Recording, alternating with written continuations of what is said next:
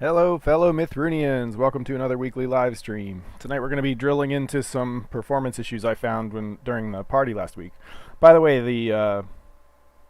the trophy giver thing is still in the world if people want to log in and freeze their costumes as a ghost. Before we get too much further, let's thank the patrons.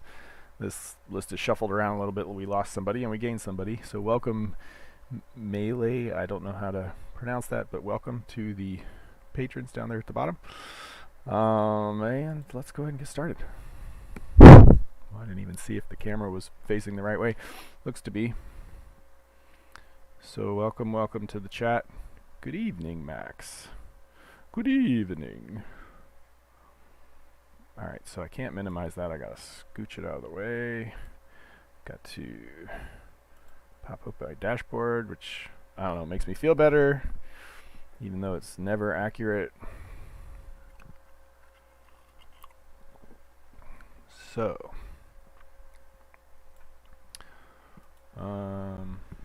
yeah, I don't know how my audio is today, but we'll figure it out. Okay, so I found, it's coding time, of course. Oh man, I've been doing unit tests at day job for the last 3 days. I think the only thing worse than writing unit tests is for your code is writing unit tests for somebody else's code, and this is code I inherited from someone who went on vacation, and so I've been having to clean things up and write unit tests and stuff. And then there's a whole bunch of, well, I wouldn't have done it that way, and so I got to change those too. Oops, that shouldn't be up there. So yeah, that was bad.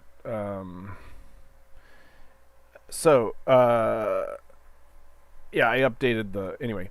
So yeah, performance problems. Last week we were playing around on the server, and I ended up having a ton of like body positions, body position errors and other things that were just streaming on the server, and that was in addition to the problem that it was causing, but it was causing a lot of lag, and so I spent all day Saturday figuring that one out. And then the other issue was I was seeing a lot of errors related to activating and deactivating the random encounters, and it turns out I had a whole bunch of threading bugs related to that. And so it took me all day Sunday just to fully wrap my head around what the problem was, and I ended up taking a bunch of notes, like I've got pages and pages of notes that I took with logs and stuff before, like, and then I would like put together. So these are my notes on what's going on, and so then I would put together. Okay, well we got these. Well, we got to do this to fix it, and of course, then I'd find a problem. The cool thing was, Sunday night, I thought I had a solution and I was going to have to do all these things. And then I thought about it more and like, that's not really fixing it, it's just moving the problem. And the real solution was a lot simpler. But again, I had like these steps to fix it. And then moving on, these are the different approaches. And I ended up going, I think with this approach, sort of. I simplified that approach too. So anyway, everything's working, and now I'm just kind of looking for targets of opportunity to improve performance. It turns out the biggest lag we saw, and I've copied the server world over to my local machine so I can test with it, because it turns out to be a good test. Yeah, it turns out the biggest issue was just location, and I'll show you what I mean. And I'll explain a little bit about why. We gotta wait till it loads.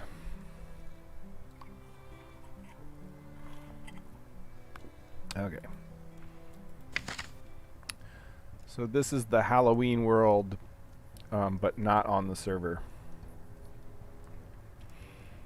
And that lets me test a little better, get my logs at the bottom that have both client and server in them, so on and so forth. Yeah, my nose is itching now. I thought I'm on live stream. Come on. Why are you going so slow? Speed it up. Okay, so apparently it is nighttime. There we go. I'm standing up on top of the haunted house. Oh yeah. So the I'm gonna back it up a little bit. It's not as cool looking, but I'll back it up. Yeah, it's like really. I always forget how much more laggy it is with the live stream on. I still have my little platform from fixing some things.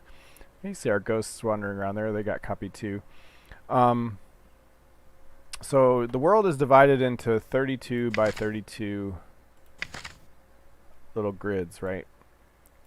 I guess in that other game they'd call these chunks. For historical reasons, I call them leaf data, because it's in 3D, and so it's like used to be the 1024 by 1024 sections on a map were called a node, and then you had the leaf, which were the little 32 by 32 3D sections. But I've since I still call them leaf in the code, but really it's the columns that I care about, which is the 32 by 32 area on the ground, because it turns out I never generate a leaf on its own. It's always a full column. Anyway, when you cross one of these boundaries, extra stuff has to happen. So you normally, when you're crossing one of these boundaries, it loads in a bunch of encounters for the, new data, new encounters for the area that just got added to our area. So like as I cross this one, there'll be a little bit of lag as it loads in those other chunks, and checks for random encounters to load birds and butterflies for the data that just came in. And so that's normal, and this was slow, and I'm working on it, right? But during the live stream, we had this issue where, especially when you were in the house and you were crossing from, I never finished these windows, or they got deleted. I don't know.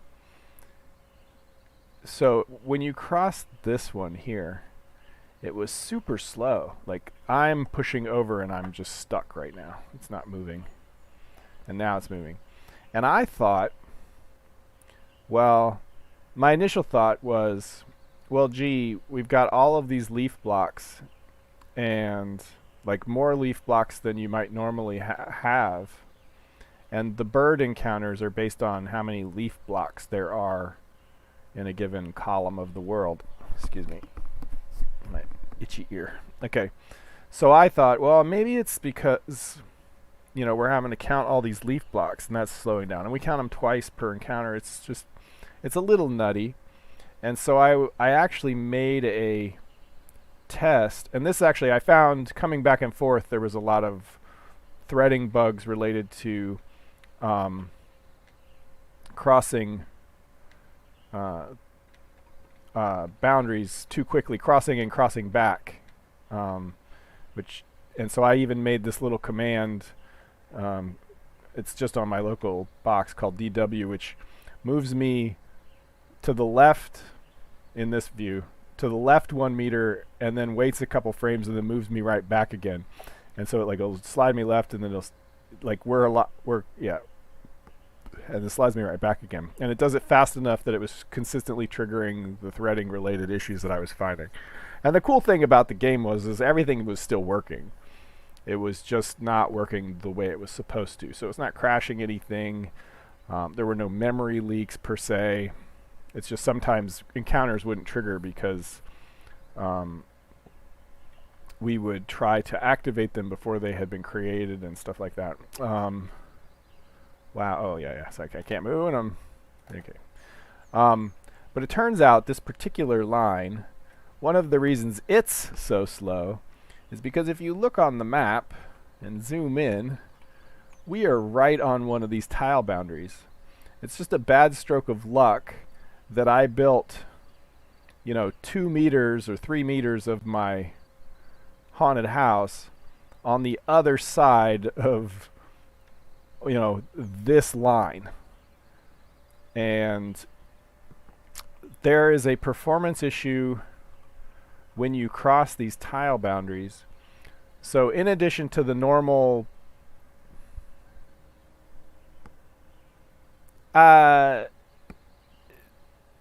no, because that gets tricky too, because if the player had gone and wiped out all the leaves in that zone, then birds won't spawn there anymore. So it's a little trickier. I do intend to short-term cache it at least. But it turns out it doesn't take long to count all those. It's like a millisecond maybe. So that was never the issue. Anyway, so in addition to, when you cross one of these boundaries, in addition to the normal chunk loading, it has to load. So like say I moved south across this line. It's got to load these chunks of the map down here, the far terrain, which have already been generated, so they're cached. It doesn't take long. But there's just a bunch of stuff to load. There's the new far trees, new far buildings. They all need to load as well. All of that's pretty fast. The biggest issue, and I tracked this down as a long-standing performance issue, is that this big image here that's used for the far terrain, and this is like a client-only slowdown issue. When you move south enough to need a new row on this, basically the map slides up, and then we have to add a new row to the bottom if we were going south across this line. The code basically redraws this whole texture, if you want to think of it that way. It's actually not a texture. It is. But so it redraws each of these. They're like little 64 by 64 images that it loads. And so it's got all these loaded. It's no big deal. But in one big giant bitmap image, it replots out all of these, 256 tiles, which is each a memory copy. And that can take 33, 44 milliseconds, 50 milliseconds. So it's not insignificant.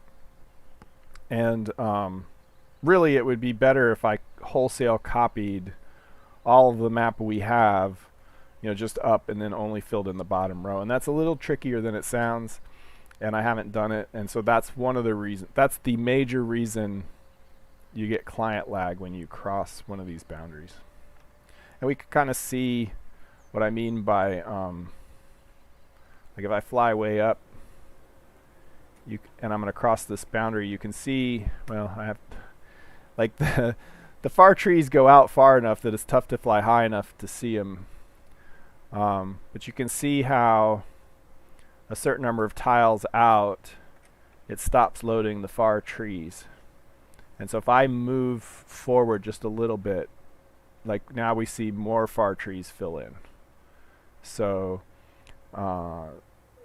that's one of the things that takes a long time to load. It doesn't take a long time to load. That's one of the things that has to load. There's a whole bunch of things that have to load, and they're all fast, but cumulatively they do take time. And when you combine those with the redrawing the whole terrain image that goes for the far terrain, the map, so how technically deep do I want to go? So the far terrain itself is generated geometry based on a low resolution height map. So it's a bitmap that has height, basically a texture if you want to think of it that way, and then the geometry is generated from that. So there's a height texture that has the height and the type of the terrain, and it uses that to generate the geometry and pick a texture to color the far terrain.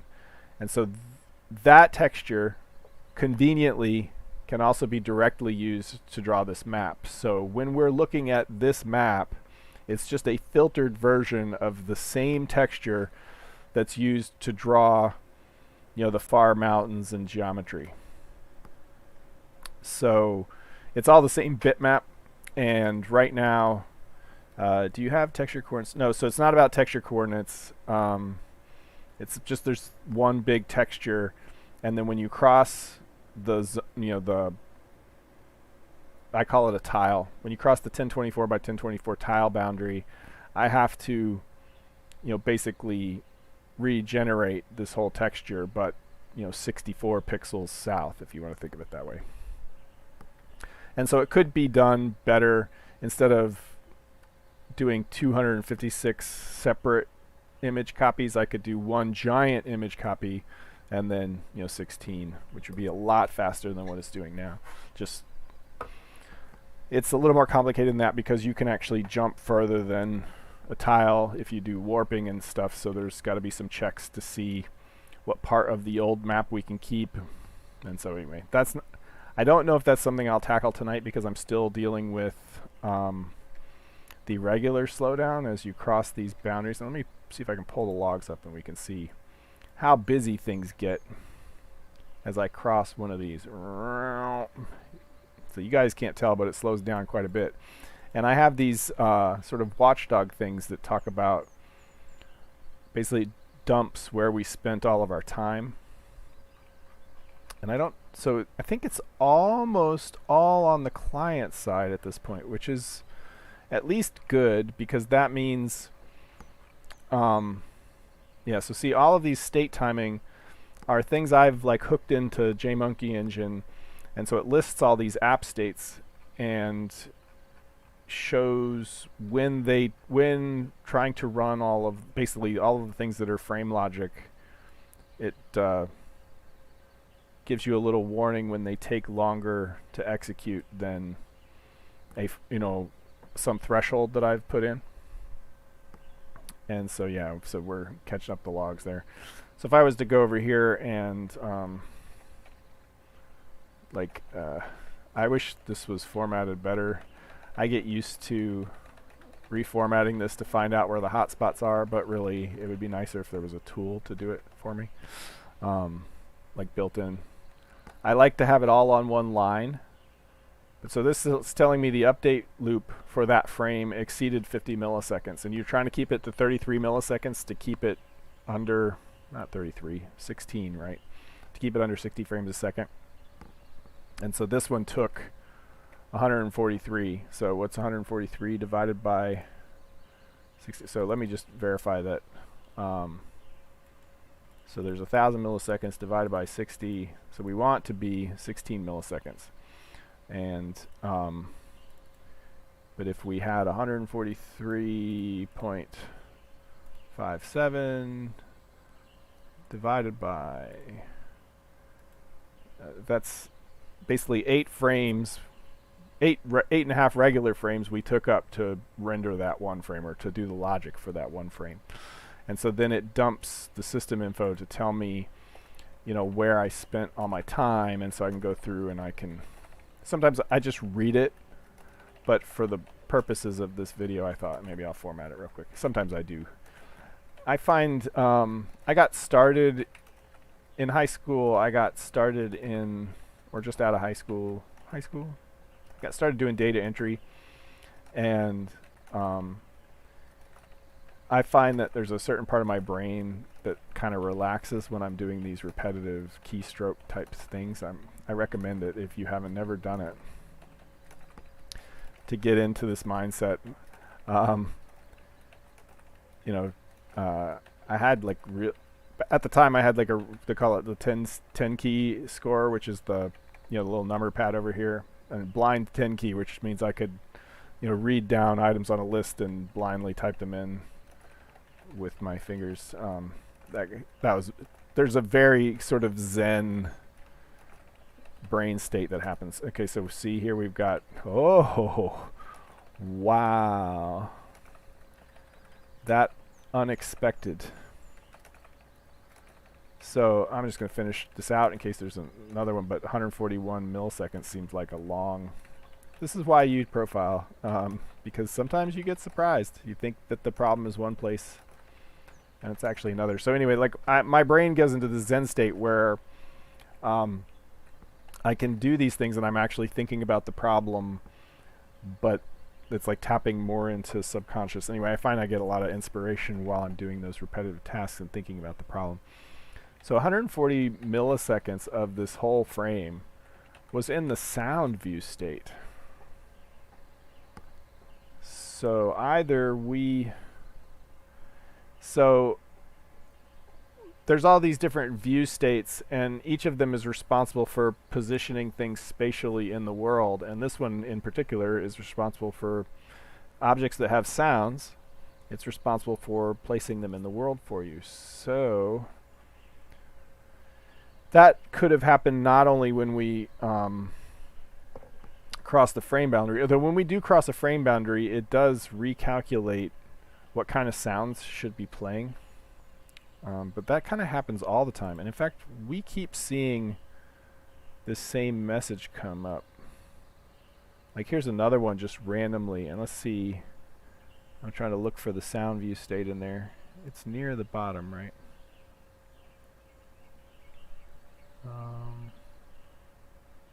Just browsing real quick for it. So 79 milliseconds in sound view state.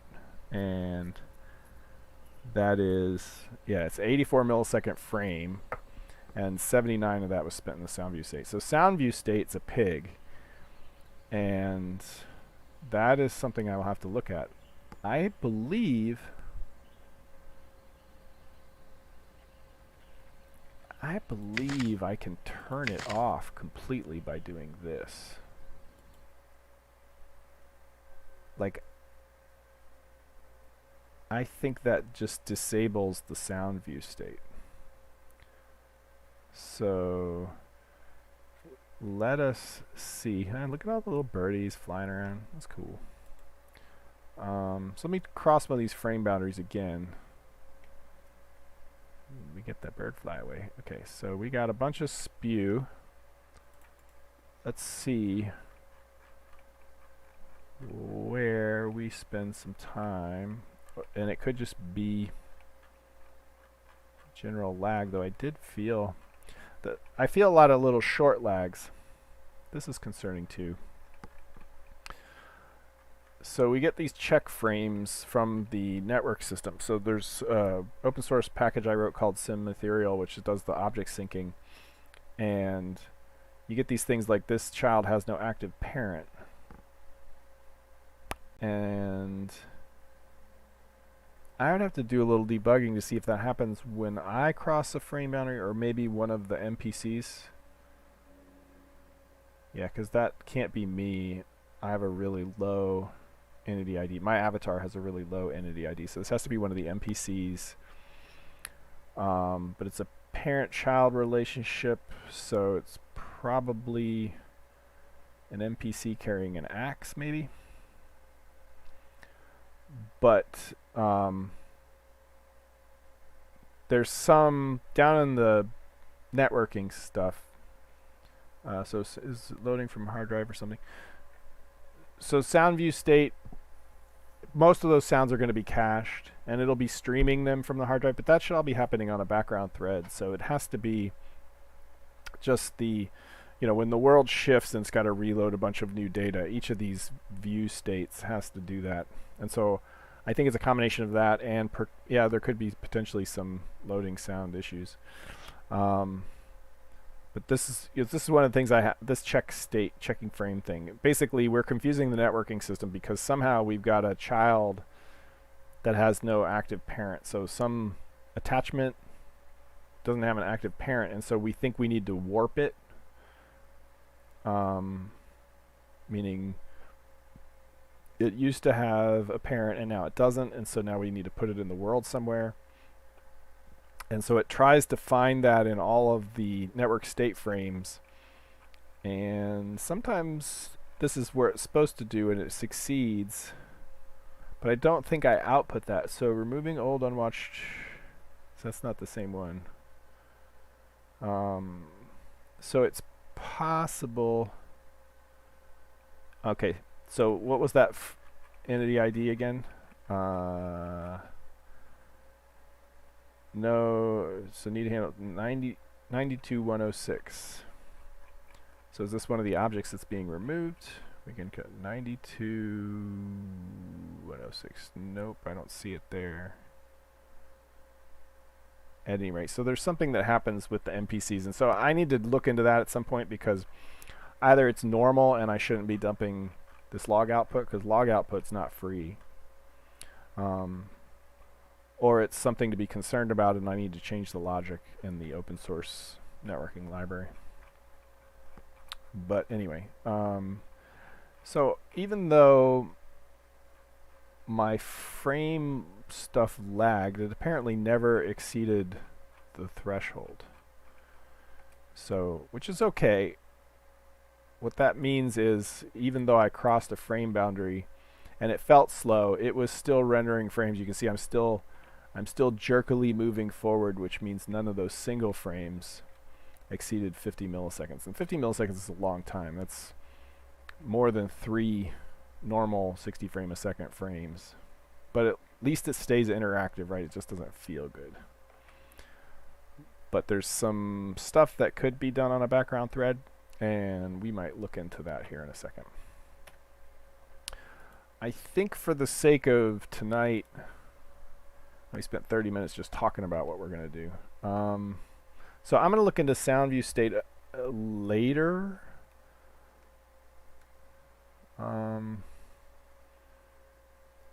well, let me leave this up. Let's actually make notes. So let's see. Performance notes. Oh, I get used to the markdown. Sound view state. Occasionally taking long frames. 80 plus milliseconds, as high as 145 milliseconds. Encounter coordinate lookup is redundant and on the game loop. So there's 2 threads running at any given time. Oops. Well, there's many threads, but there's the game loop on the server and the game loop on the client. And even when you're running single player, there's still a server and a client.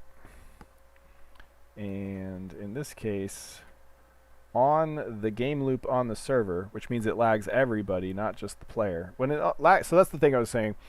When I get lag on the client, and it's a client-only lag, that's concerning because it makes the game feel bad, but at least it doesn't lag all of the other players.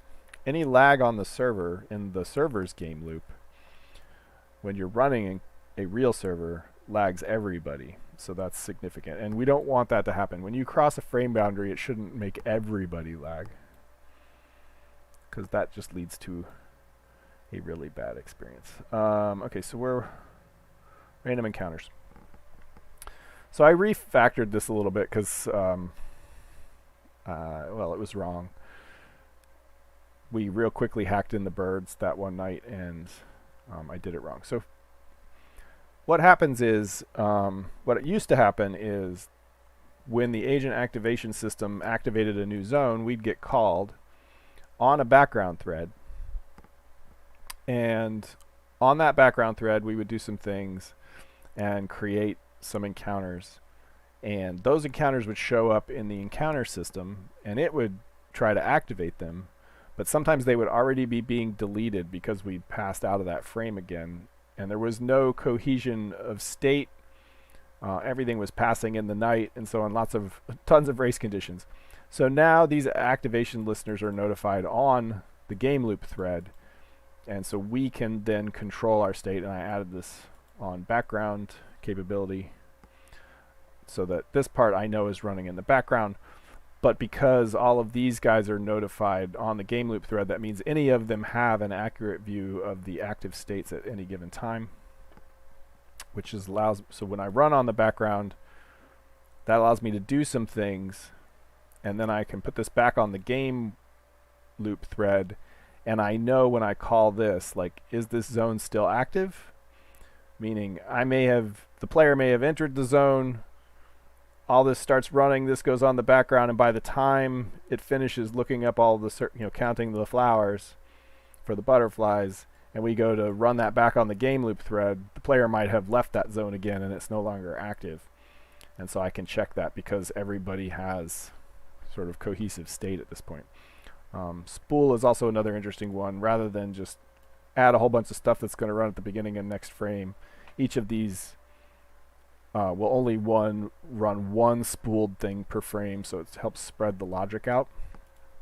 But one issue here is on the background thread, we end up doing this count, and this doesn't take a whole lot of time. Let's see. I think I log it. So if we find our grep get surface blocks Mythruna log, we can see they take, less than a millisecond. Like one of them took 1.34 milliseconds. Probably one of the leaf ones, but they on the whole take less than a millisecond. And you can see they're spread over multiple frames anyway, but they're redundant because, so we do this thing where we look up, let's go back over.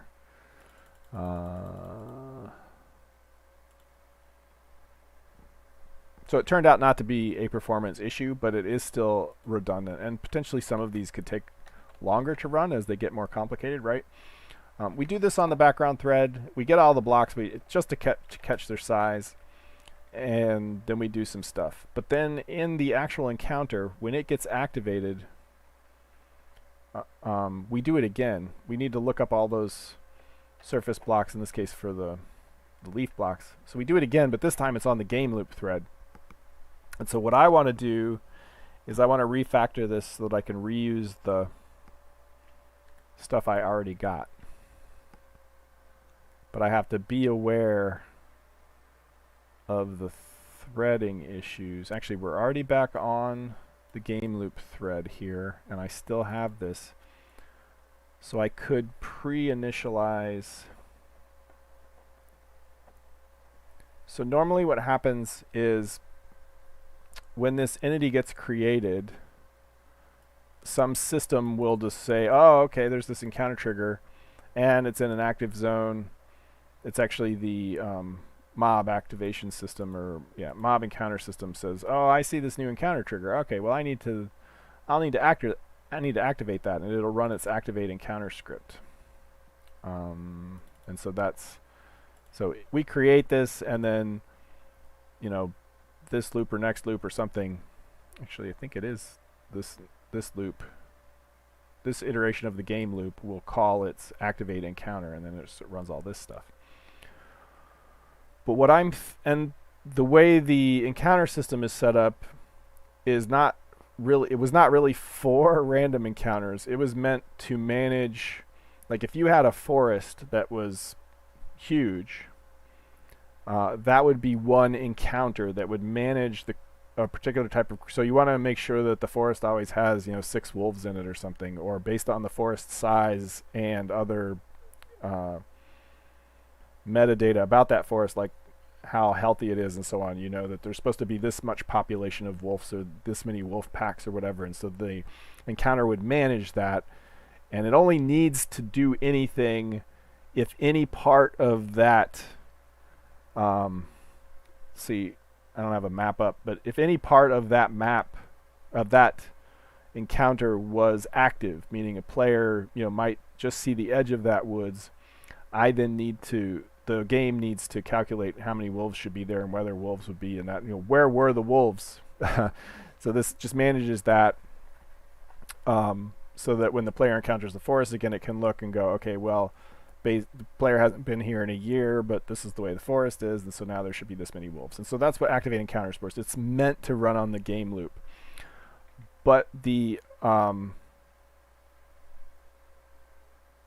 then only when the encounter is first encountered at any given point. And if another player comes and encounters it, and the first player is still looking at it, or within range, it shouldn't do anything. Because we already made sure all the wolves were there in the forest. But random encounters are different because they're isolated to a particular 32 by 32 zone always, and so they are one-to-one with a zone ID, and we create them when you enter that, when that zone is activated, and we delete them again when you're out of that, when that zone is inactive. And so I'm thinking its life cycle needs to be slightly different. And in these cases, instead of doing its work on activate encounter, it would do its work on initialize encounter. So we'd add a special kind of encounter, a special kind of action to deal with that. And so activate encounter would do nothing. Right? We'll still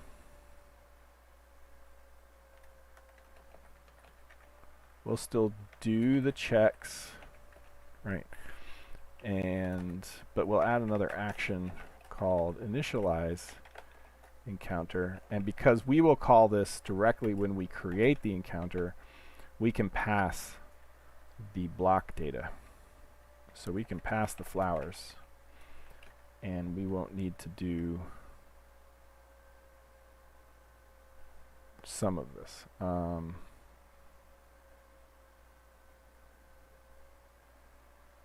I'm not sure if we use column ID for anything else.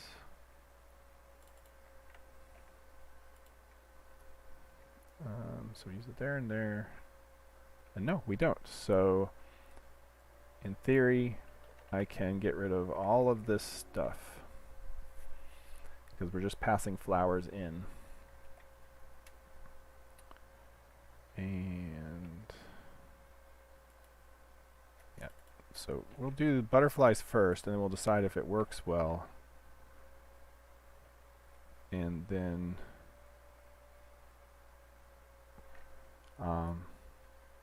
convert the birds over also. So this should make things a little speedier, at least on the back end. That's kind of important because as more objects are running around back there, there's more AI creatures to keep track of, more physics to keep track of. Okay, so we created this. We are blocking the game loop because we are on the game loop, so we're good. Nobody's going to run while we're doing this. So we should be able to say run, initialize, encounter. And now we have a new life cycle that I could tap into even for the wolf encounters and things potentially. You know, for the larger managed encounters that were really what this system was designed for. So blocks. We send the blocks in. Okay, so that should still work and we should still have butterflies. And we probably won't notice it much, but it makes me feel better. And so eventually we should start seeing only on the pool 0 and never on the game loop thread. I don't know if that makes sense to everybody.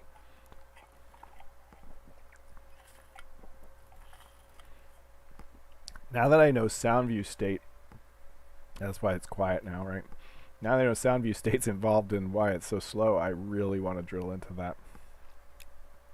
So hopefully I can get this done and maybe we can look into that.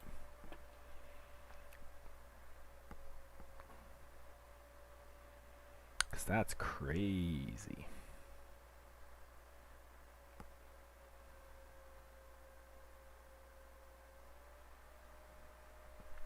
Come on, let us in. CPU, let me in.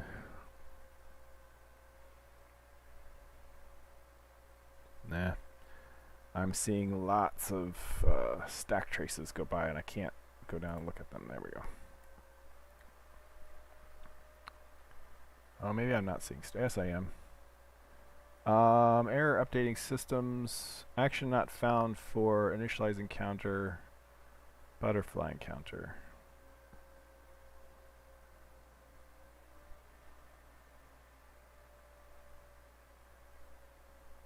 Butterfly encounter.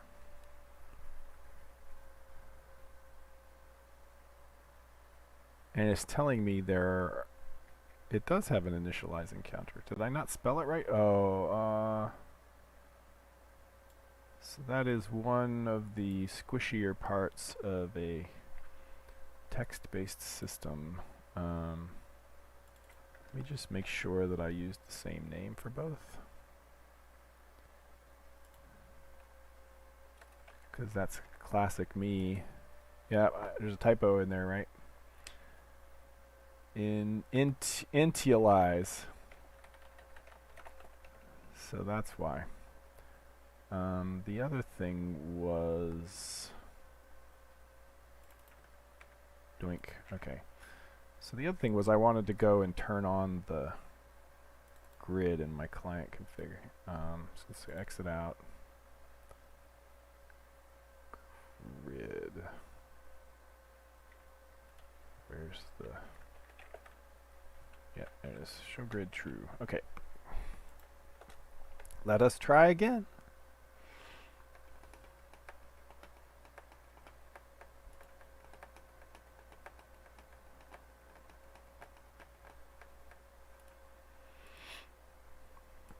Yeah, and the far terrain stuff, which I really do need, there's been a long-standing, I've already got that one, long-standing issue, I've already got that one in my spreadsheet from way back. But that's in the open source code, so I really should fix it. Anybody trying to use that code would run into the same issue.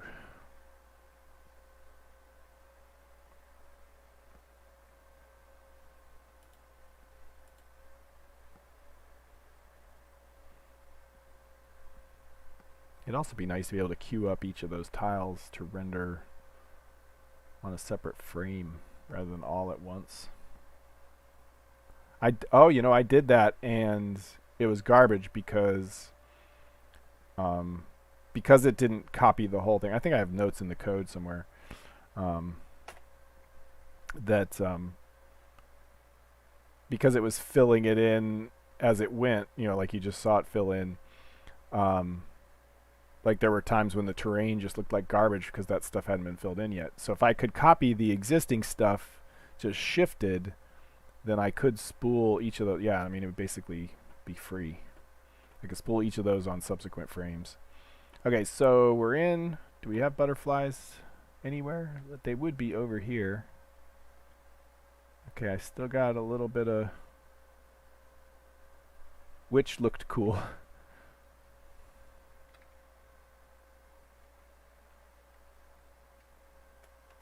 When the map was coming in, yeah, I agree, that looks cool. Okay, so we've got butterflies, so the butterflies are working.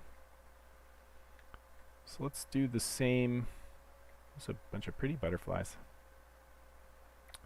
Alright, so let's do the same thing to the other one. In fact, we could probably come up with a standard... that may be more than I want to do tonight. I was going to say we could come up with a standard base class for random encounters. Base class for encounters, base class for random encounters. Okay, so I want to just cut and paste this right here. And move it down to this one.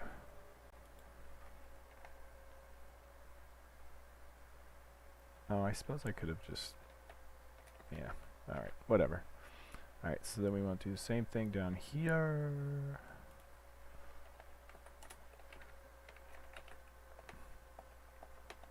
Technically, I could have even run that before the encounter trigger, but just in case.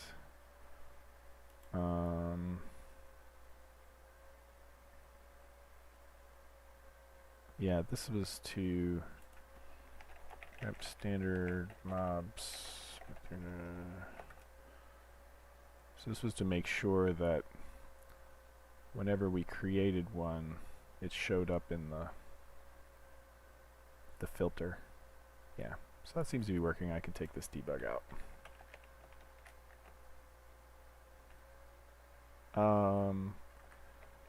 The other thing I can do is fix the name here.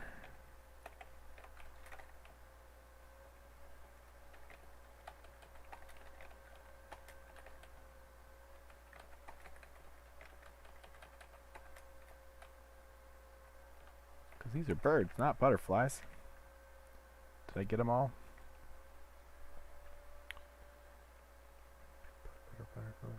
Butterflies. birds. Okay.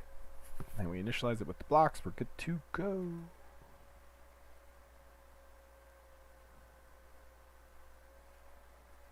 I think we already... Yep, we already spool creation of the birds. So there's a ton of other stuff that shows up in the logs that I need to investigate. We get a ton of...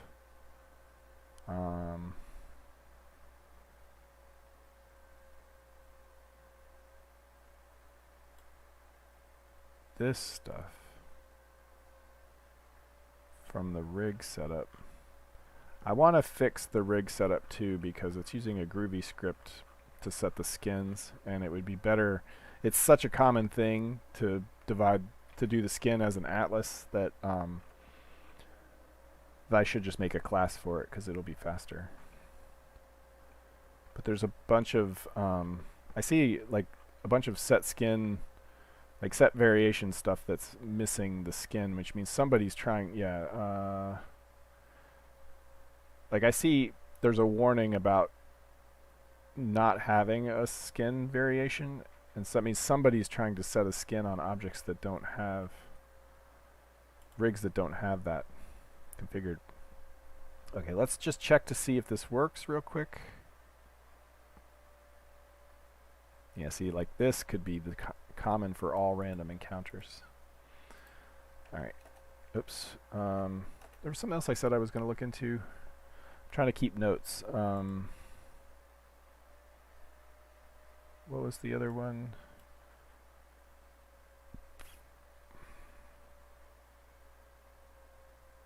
Yeah, I'm trying to... Wish I could rewind the video. What were we talking about? We were talking about...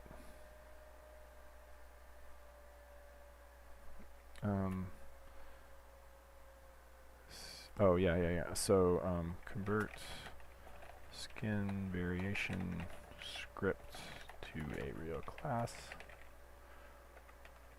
Okay, continue.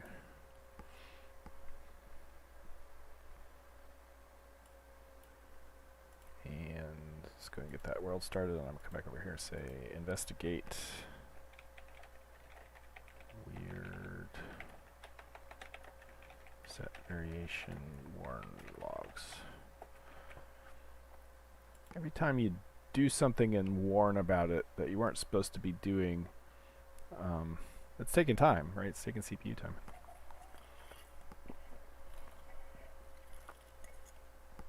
And anyway, so bottom line is, I'm trying to get ready for another release.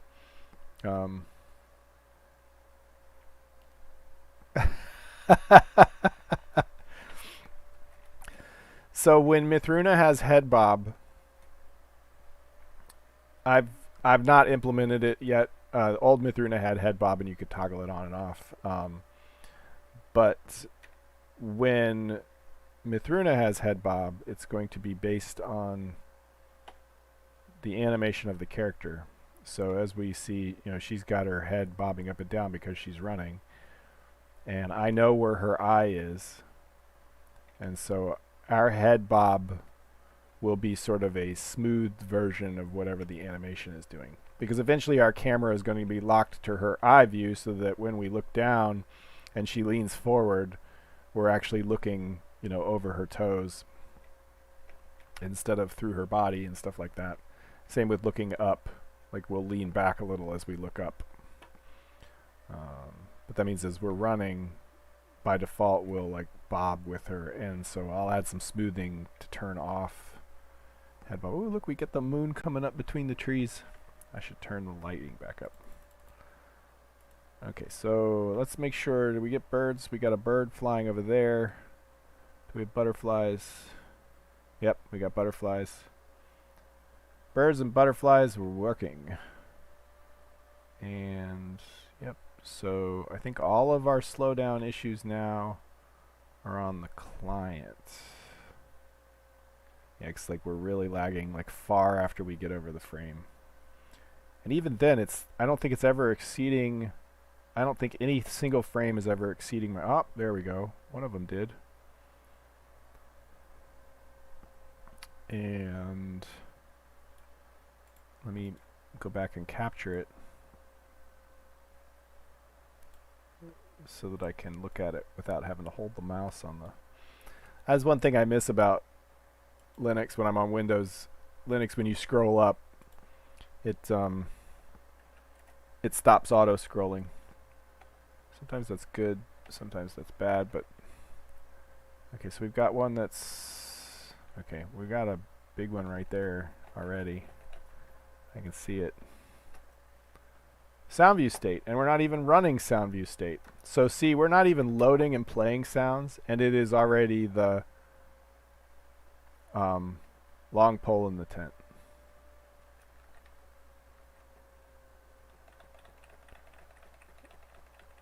So it looks like all of my lag right now is coming from the state that's even turned off.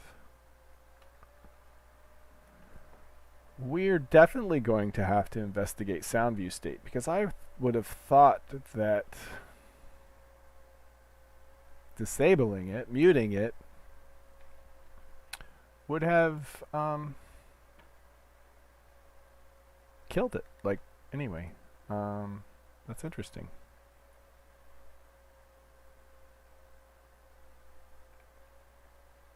So let's see. Here's a birdie. Chase the birdie, chase the birdie. So anyway, yeah, that lag is tolerable, I think. So the other thing I was trying to explain to my wife about this big lag that happens over here. Like when you're wandering around in the overworld here and you hit this big lag right here, it somehow feels not as bad as, like, so I hit this and I'm walking around and I can see stuff happen in the distance, right? It feels bad, but not as bad as when you're in the house and you just want to walk over to this part of the room and suddenly, wait, why am I frozen? Wait, why am I... Like, that's way worse. It's the same thing, but it's way worse. So where did the windows come from? I don't think I remember putting them there. Anyway, got lots of ghosts wandering around in the house here. I think some of those used to be upstairs. That's the other thing, is the physics glitch. If the physics glitches out for too long, then it is possible, I think, for some of the objects to fall through the thinner floors. Yeah, it's going to be something I have to fix at some point. Alright, so we've got this pretty much taken care of. I'm actually really happy with it. I like the birds. The butterflies were cool, but for some reason even though the birds aren't flying correctly, I still really like them. They're still really cool. Okay, so we're an hour in. Let's start investigating sound view state, especially since we've already confirmed that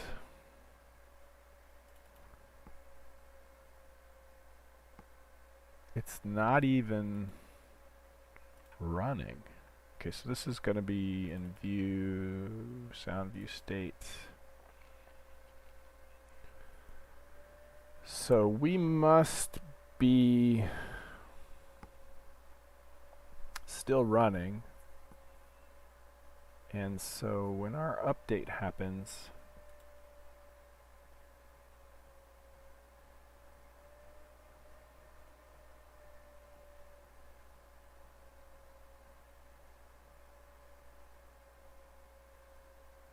where could the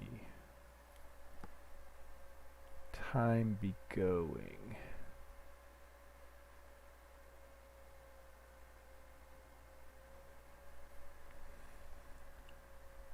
And like I said, when sound itself is disabled,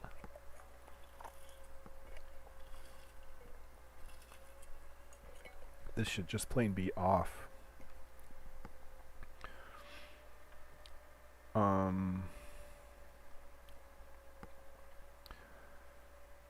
So where? So there's a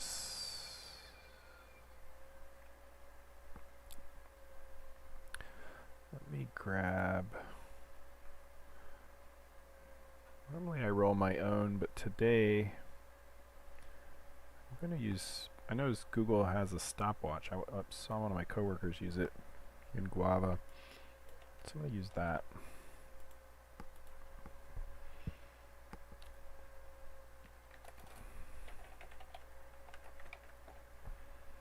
Okay, so in here,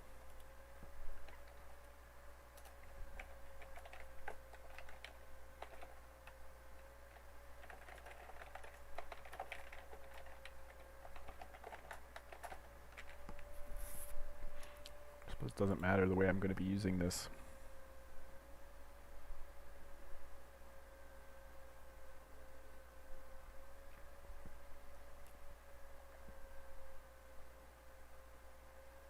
Okay.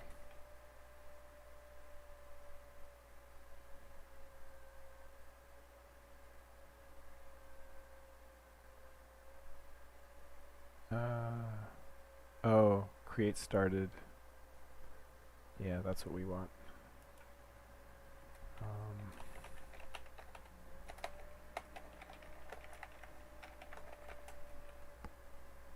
So then we're going to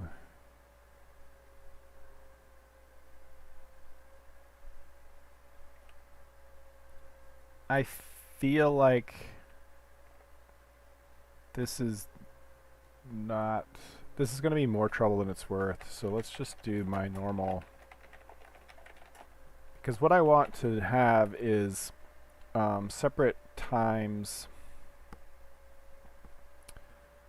So let's see, we want one for plus update time long.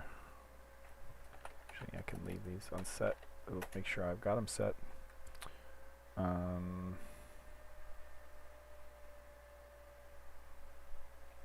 Sounds update time.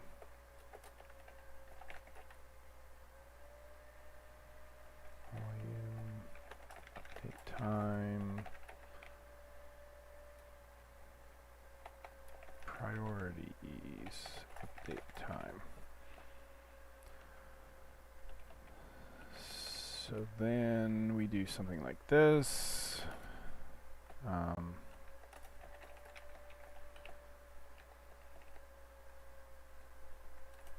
And equals system nano time.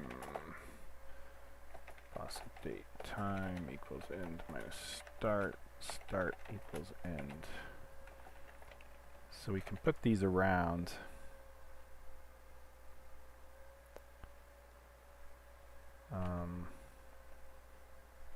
Or even just plain reset when we want to.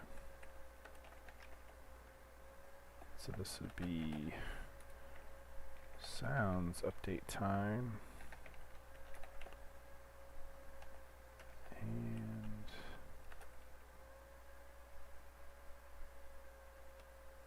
sounds array update time.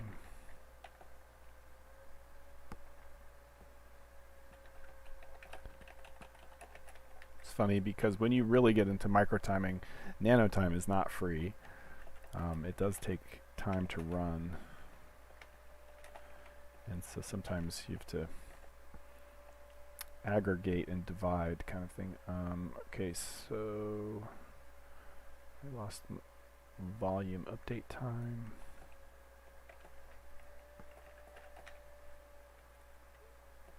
And finally, priorities update time. I'm just gonna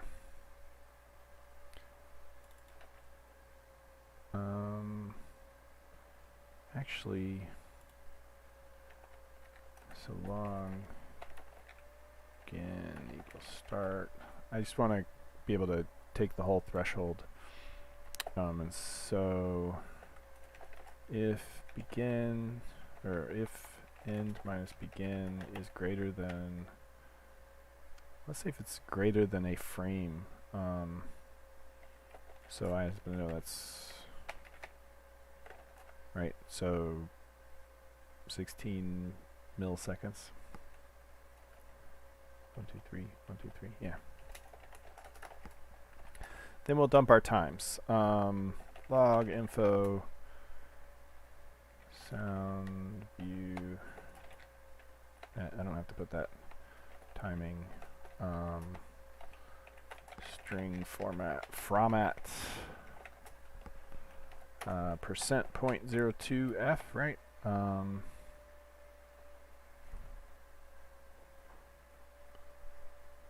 we want 1, 2, 3, 4, 5 of these. And they are going to be, just steal the, then I don't have to constantly be paging up.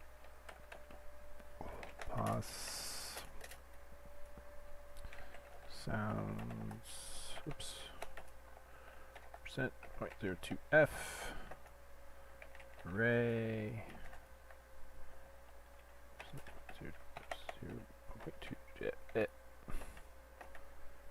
volume. F. Oops. Priority. To F. Comma. Oh, see, here's where I get to be tricky.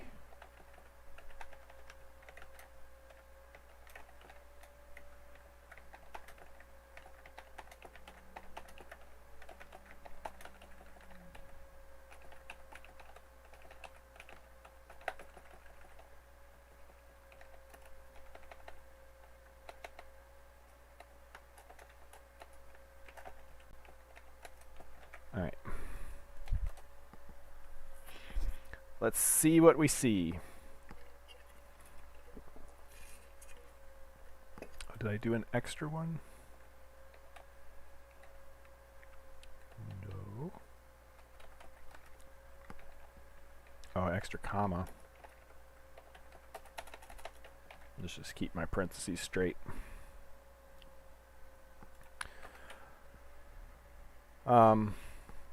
I like Java profilers too, like, what is the latest one? I have it installed.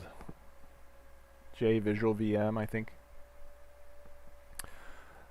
And I have run Mythruna and related code in there. Oh yeah, I didn't delete this. But I find in this case they alter the conditions of the test because the profiler itself adds its own slowdown if it's doing anything useful. Alright. And sometimes you get spun up looking at the wrong thing just because you see it show up a lot.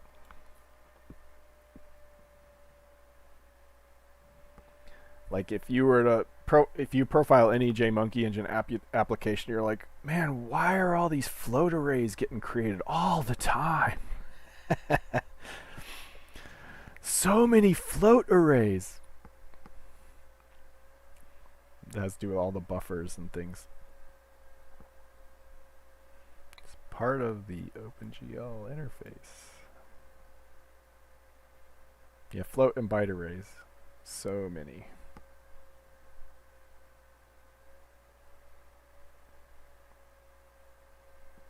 It's creating millions of these things. How do I reduce that? Well, you don't.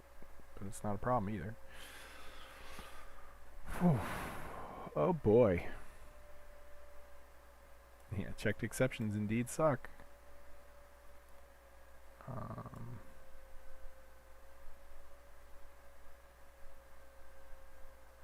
Did I get my formatting wrong? Yeah, I did. Yeah, I did.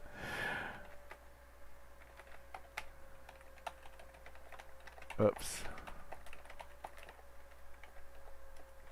Alright. Let's try again. At least it doesn't take long to start up.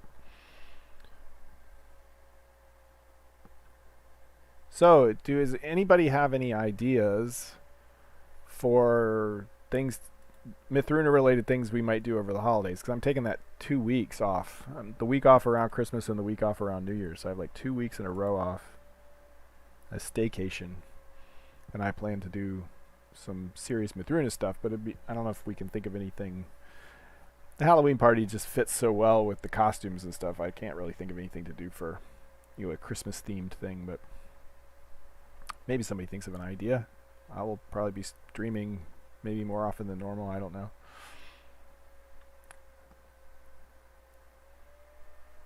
I haven't exactly decided what I want to use that 2 week block for, and of course I'll have family and stuff related things to do as well, but I think one of the things I want to do is build my little animation physics playground.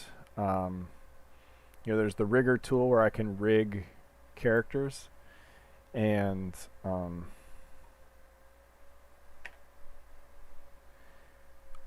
I want to add a mode there, or a tool similar to that where I can load in rigs and with their AI and everything, and test their physics and make sure they can walk up ramps, because they currently cannot, right? So you've got these ramps and the NPCs struggle to walk up the ramps, and so I need to figure all that out. The NPCs won't walk up these kind of steps either, and so I want to figure that out and potentially do some consolidation between the thing that turns input into physics for the player and the thing that turns input into physics for the NPCs. And so I want to create a little tool that's similar to the rigging tool that will load like just a couple chunks of a world.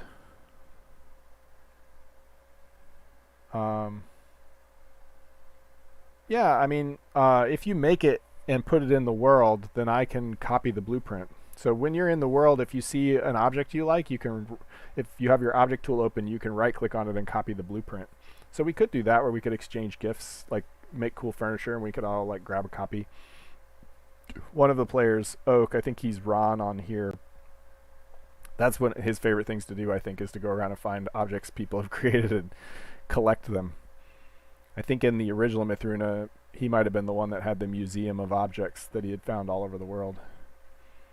So that could be something. We could have one of the live streams be a case where we like trade different objects we've designed. That'd be cool. That was one of my favorite parts too, of going around the old world and seeing all the different things people created. Okay, so we didn't crash.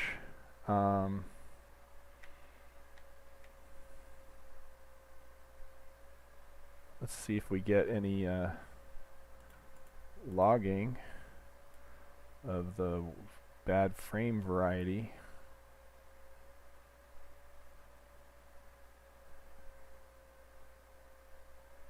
Okay, so JMonkey Engine's complaining about frame lag, or my main is, but oh, it's just barely exceeding 50 milliseconds. That's why. And I think the one I built into JMonkey Engine doesn't trigger until, well, let's just trigger to 50 as well.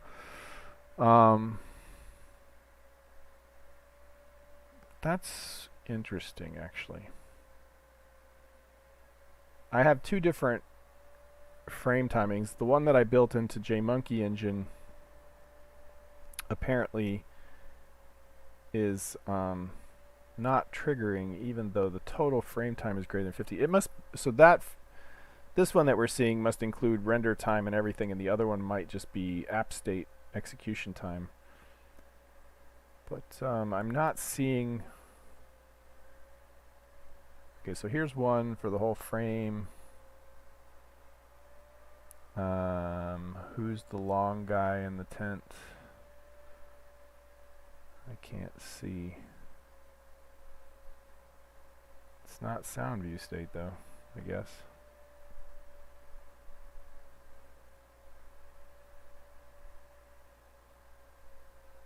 Nope. Yes. No, sound view state was short. This is such a hard format to read. The problem is, like, if it's not on one line, then when you're grepping through the logs later, it's very difficult to find them. Anyway, it exceeded only a little, so. Alright. Oh, I could have. I'm already in frozen mode, so I could have just grabbed it. Silly me. Okay, so one of the things we want to do maybe is go into main and increase this threshold a little bit.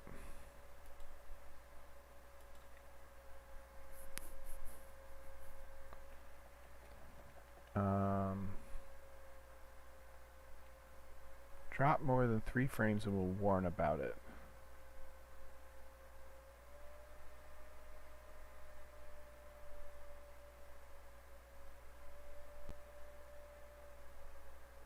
But 50 milliseconds.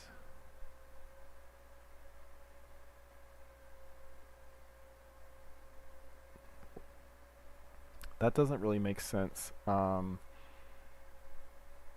nanos per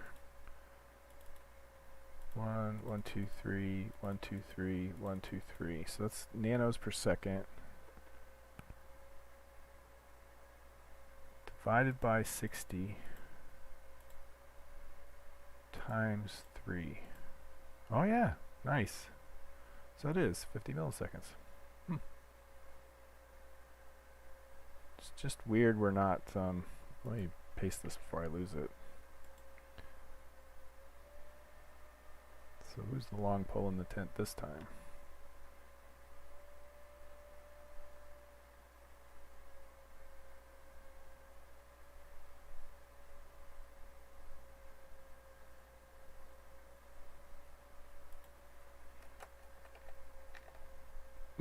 Oh wow, the input state, weird.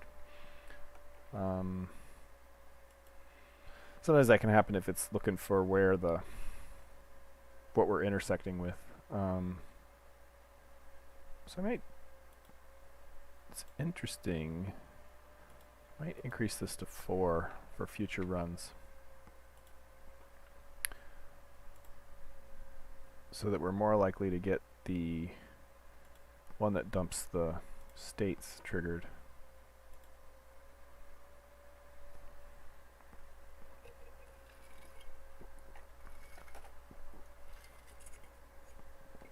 Come on.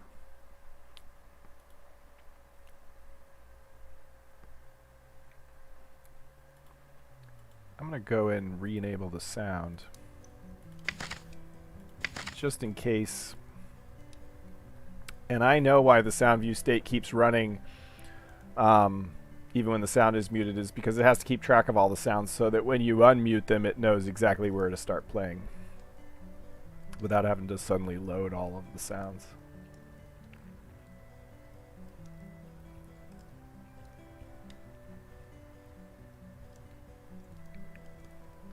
You know, sounds are triggered at certain points in time. So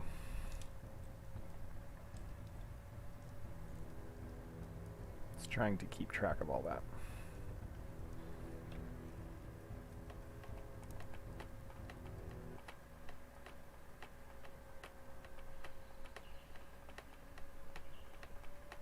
Okay, sun's coming up.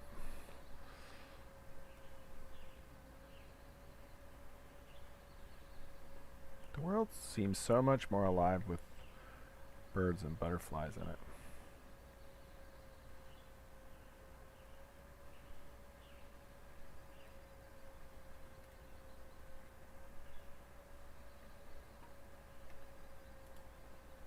So much logging.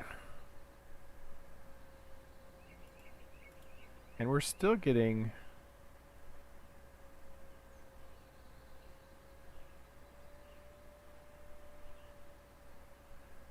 if the frame time's exceeding 66 milliseconds, why aren't we getting the dump from JMonkey engine?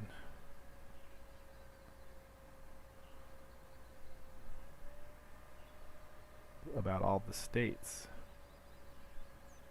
In fact, I'm not seeing that at all now.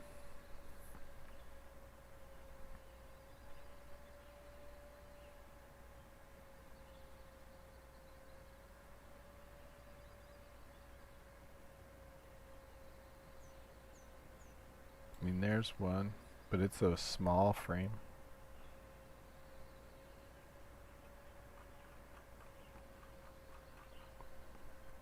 And this is one of those other ones that I get worried about. I think this is when I'm entering the world. Is it?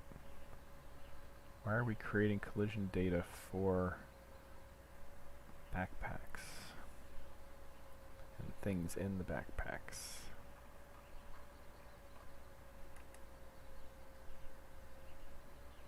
So it feels like when I added the timing in, now I'm not seeing anything anymore. I should change it. this I should change to a warn. I may have info level suppressed for this class. I don't remember.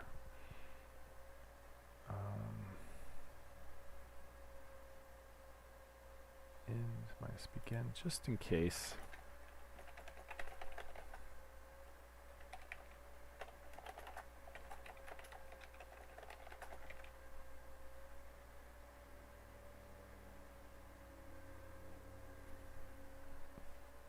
Just to see if we see anything.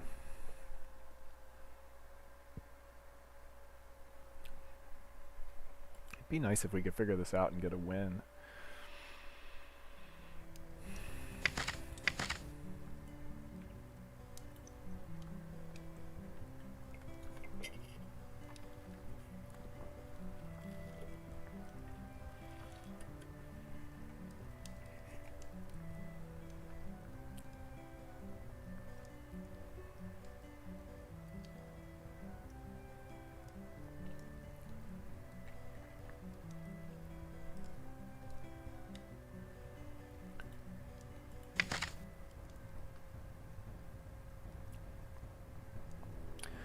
Yeah, a lot of that logging is related to the creatures and the AI and stuff, and I need to go through and track down if extra work is being done and remove some of that logging.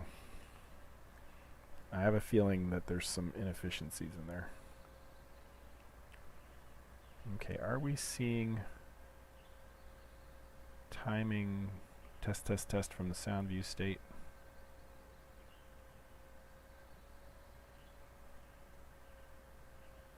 We're actually still catching up. One of the things I can do is like put this in. Yeah, see, now we're getting proper time. Okay, we are getting accurate timing now.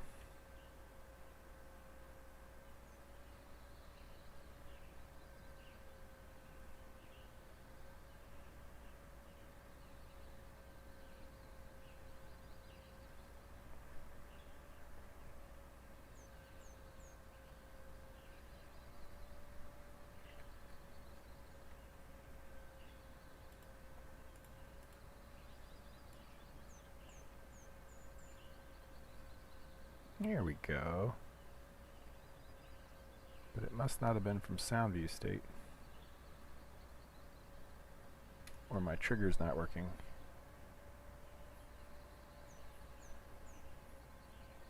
Wait, those values are super small.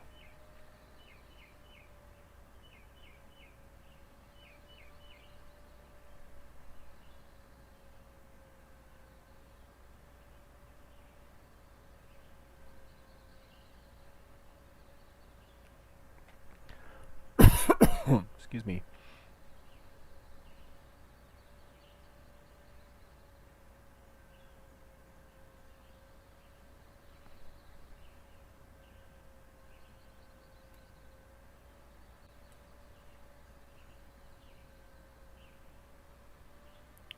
It's funny that now that I've added this, we're not seeing the issue anymore.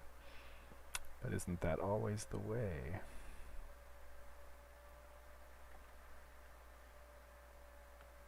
One, two, three, 1, 2, 3, 1.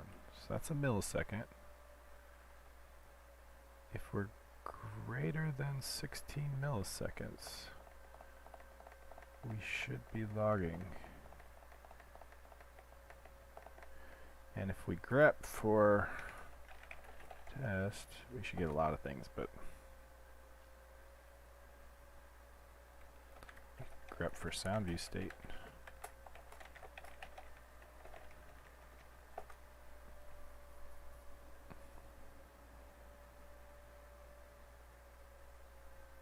I want to see any close to the end. So we never, well, there we exceeded, oh, we didn't even exceed a millisecond. Here we exceeded a millisecond at least. Ooh, YouTube is not receiving enough data. I wonder if it has to do with the time of day.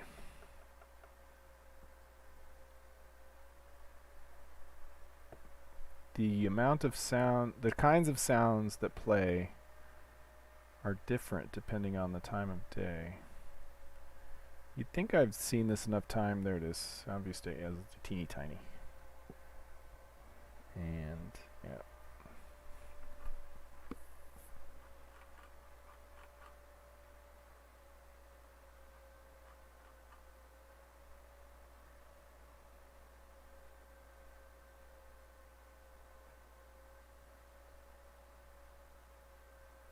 That one took 9 seconds.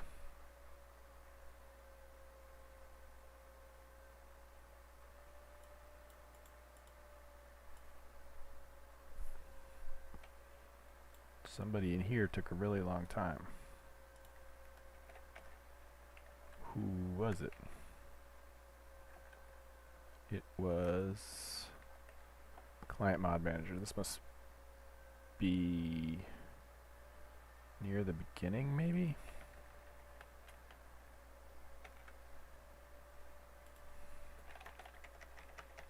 It's important to get good at navigating logs, especially if you like to debug like me. So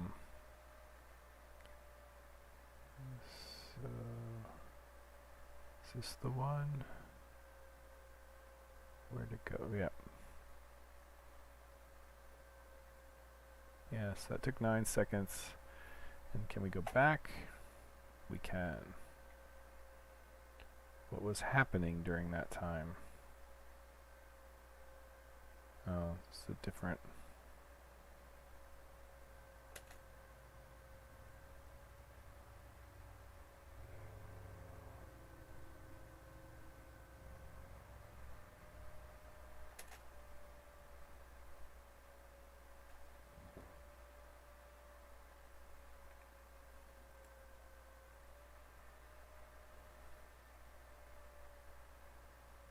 Yeah, so there was something that happened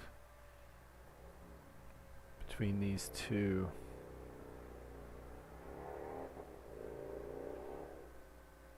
Thing is, it could have been when if I had locked the log, I don't remember. But yeah, for some reason, Client Mod Manager was involved in that.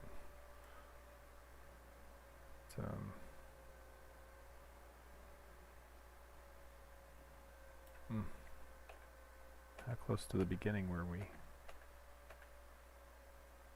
Oh, we're still deactivating. I think we're shutting down. Hard to say with all those sound view state spewings. I think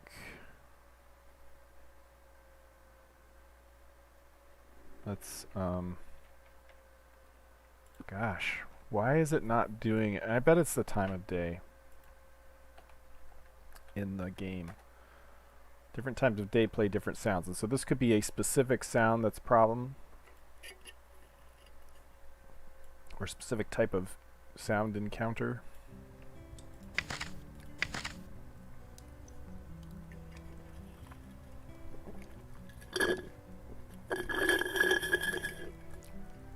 I had to finish the Pepsi because it was getting warm.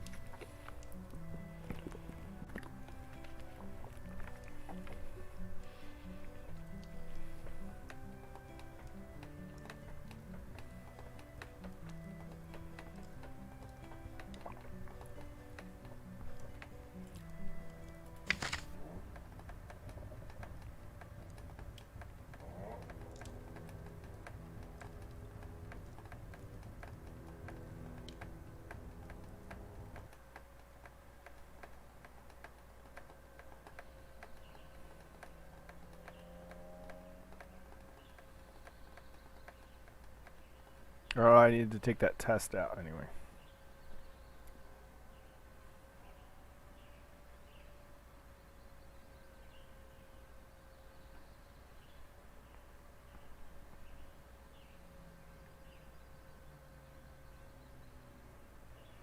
Okay, so let's change to early morning.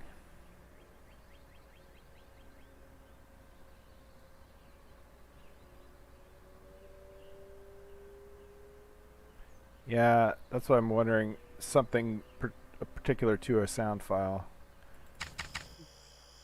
But I'm not seeing the issue even at different times of day.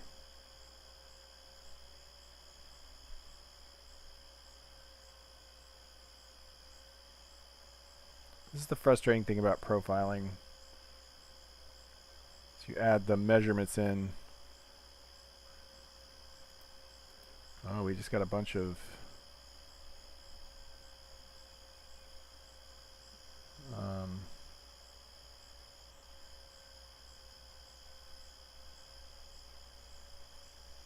of course I'm causing problems right now. There it is.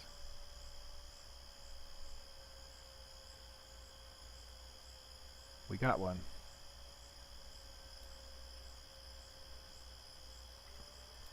Okay, so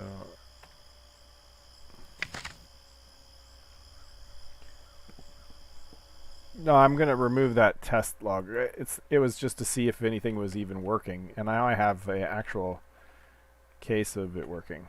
Like we've got it right here. So it exceeded, 50 milliseconds. We've got these priority. Wow. Wow, guys. So it's reprioritizing the sounds is taking all of the time. Took 127 127 milliseconds? 134 129 milliseconds, right? So how many frames is that? 129 divided by 16.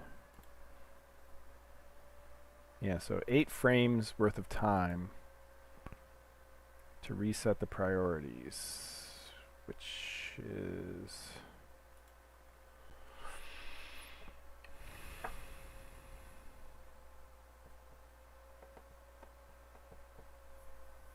just doing a sort. I wonder if it's the sort that's taking a long time.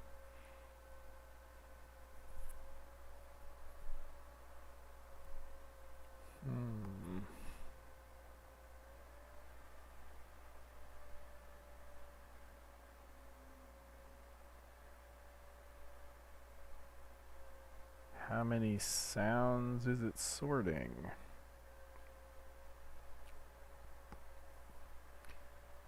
Well, this is something we can check as well. Did I import the stopwatch? I did. Stopwatch.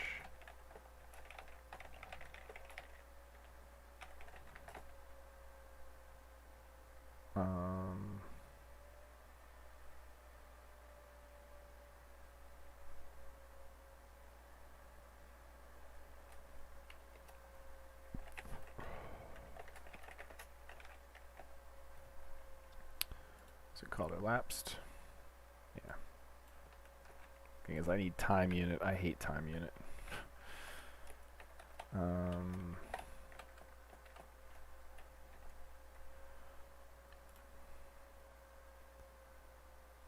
Is it their time unit or Java's time unit? It's Java's time unit.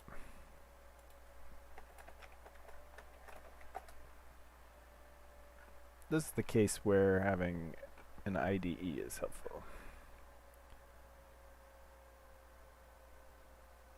Ugh. That's what I want.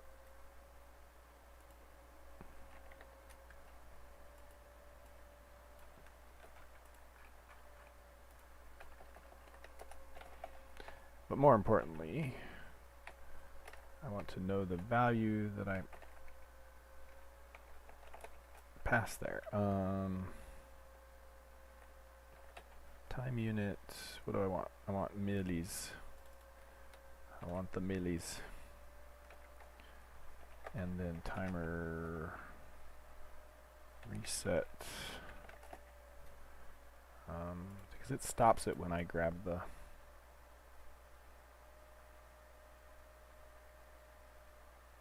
reset Oh.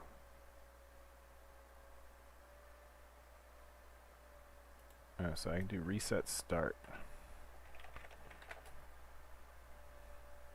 And then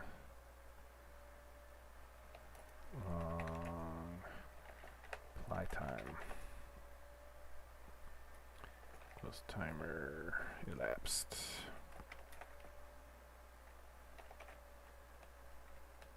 Actually,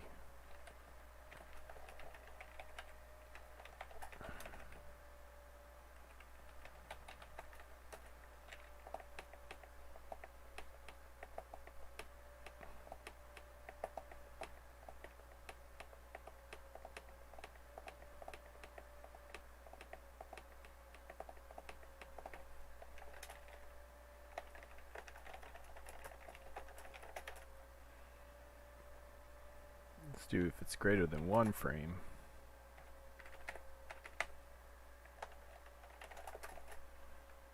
Because this one was...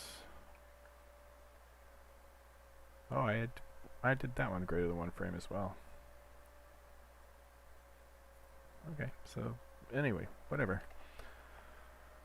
Okay, so if the combined time is greater than 1 frame, let's steal my log from above. I don't have to think about it too much.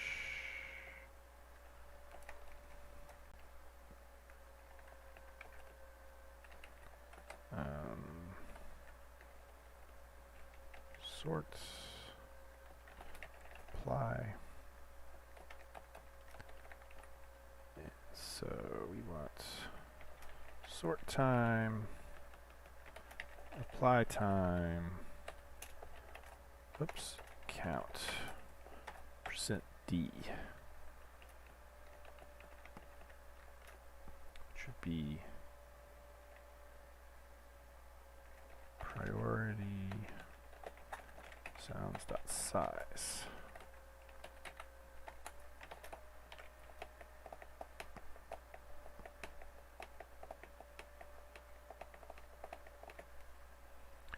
What is priority sounds?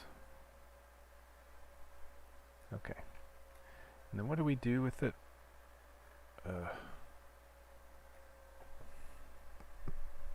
Okay, so for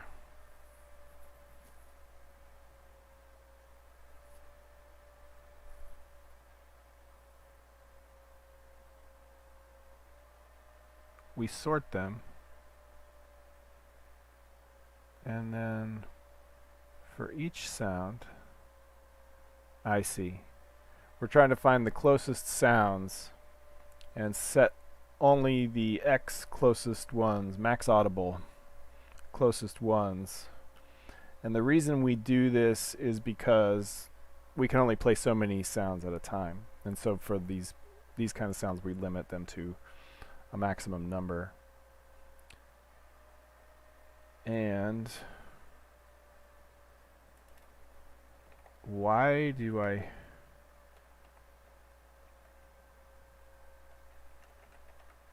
Well, don't use the distance for anything except for that log, so why calculate it? In fact, why do any of that?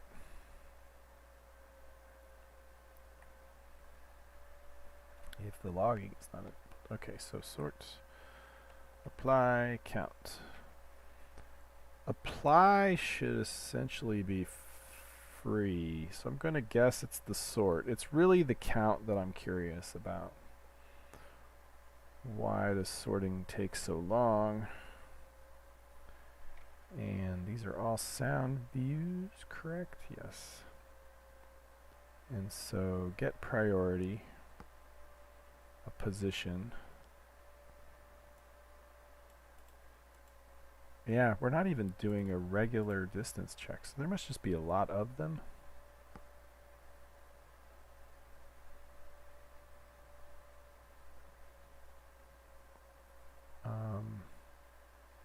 Yeah, okay. So let's give it a go. Oops. Oh, stopwatch. Not stopwatch, but stopwatch.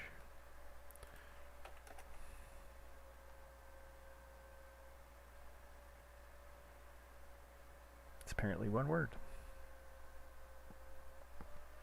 Who knew? Compound words. Part of English we take after the Germans. It's kind of fun.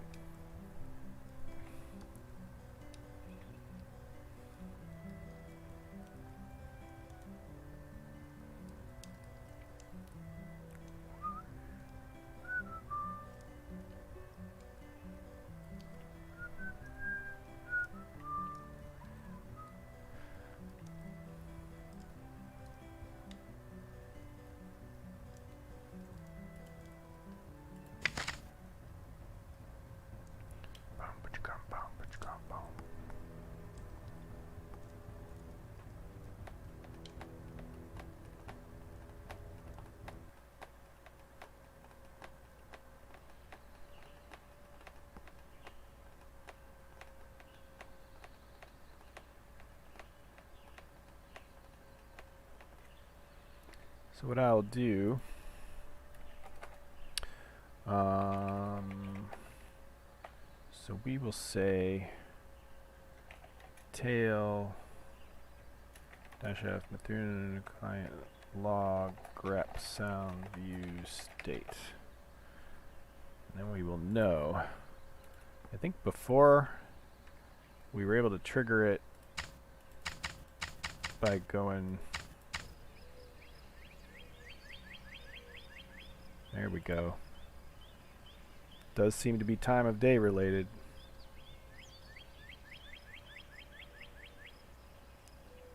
So it's the apply.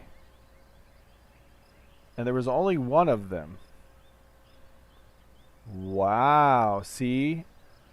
So this is why we profile. So you make an assumption, right? You look at this and go, okay, this method's taking a long time. Oh, it must be the sort. We must have so many sounds to sort through. That must be it. Because all we're doing here is set audible true, set audible false. That can't be that big a deal, right? Set audible true, set audible, reset audible. What's the big deal there? Well, reset audible. We ought to be able to see what it was trying to play.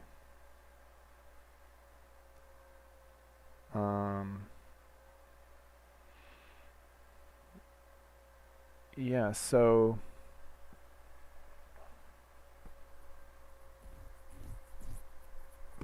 it would have applied and playing Mockingbird. That's it. Playing Mockingbird. Somewhere in here. Either the load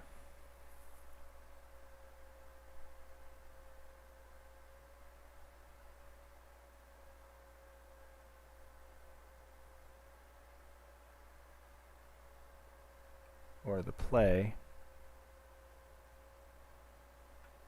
Could be the load. Audio key. We could be loading the whole thing into memory. In which case we should be doing it on a background thread, eh?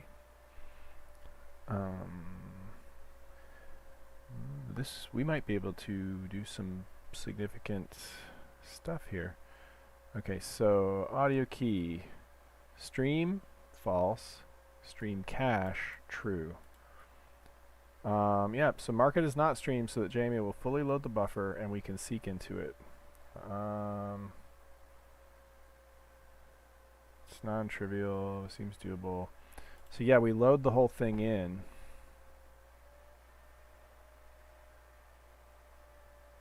And that particular file, which was Mockingbird call low og, right? Mockingbird call low og. So we can cd Is that in block set? No, that's... Where do I put the sounds? In the sound pack. um,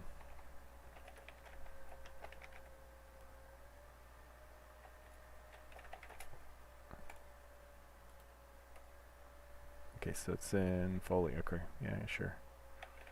Source, main resources, sounds, Foley, Mockingbird call too low is only a 25K file. So, again,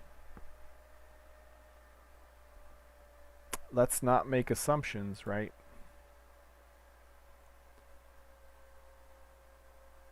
Let's...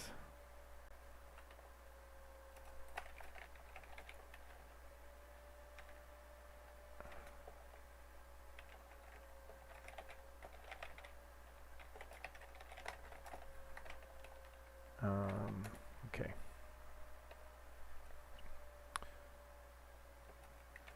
So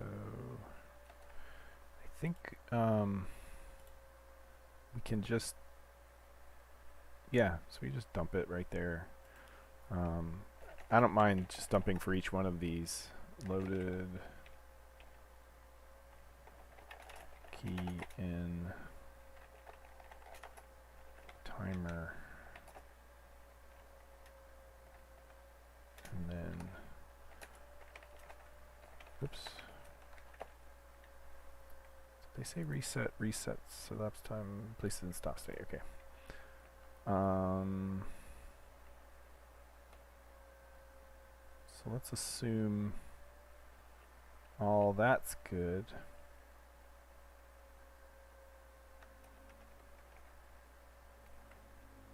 Oops. So timer, reset, start, played, which really should do nothing. JMonkey Engine's pretty good about that. It shouldn't, again, attaching should be, the real work should be done on update attached. Actually, I can just do these. We already know which one. We don't have to keep doing the effect.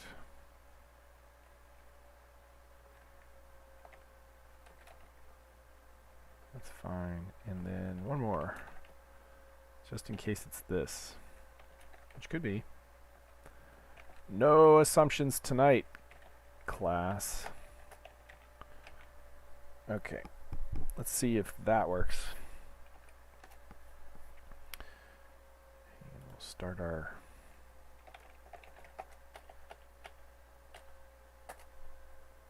whoops. So we'll use capital F, so it'll just keep going. Okay. Yeah, I did it again. My brain wants to make stopwatch a 2 words. Alright, let's figure out where the time is going and see if there's an easy way to then put that on a background thread.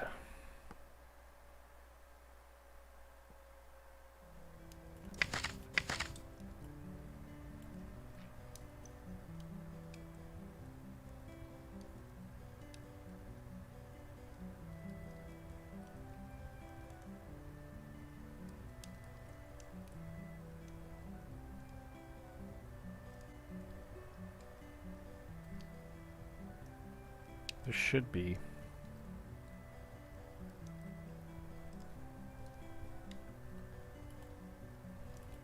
Just thinking about it while it's loading.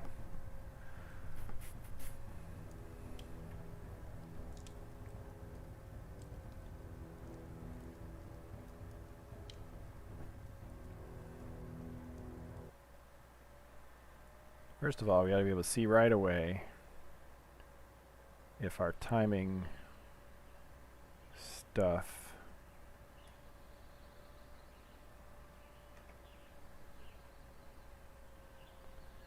is even working. So, whoa, it's tiny, so it's telling me nanoseconds. That's easy. Loaded in 42 milliseconds. Loaded in 39 milliseconds. I like their little nanosecond, or maybe that's microseconds. At any rate, that's it. The load is the thing. The load is the thing.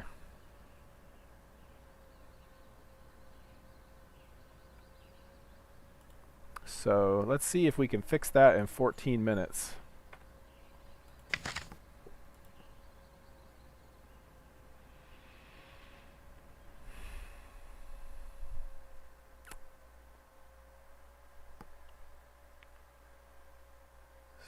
So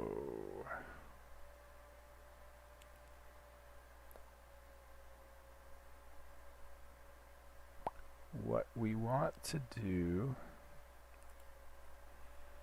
I think. No, I just usually I usually end the stream at 11. Usually the stream is 2 hours. I was seeing if I could fix it before the stream normally ends. Sometimes if I'm on a roll, I just keep going. So anyway, there's a background job system already in place. And so I think if I just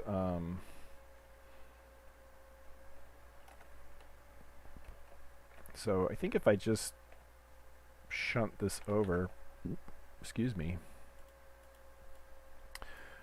we might be able to do this relatively free. So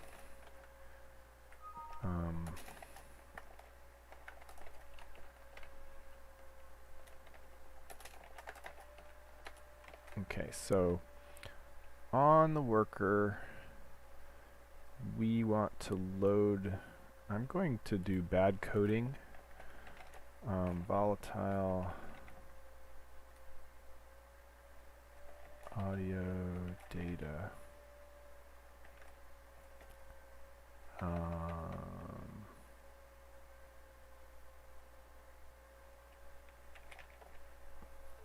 Right.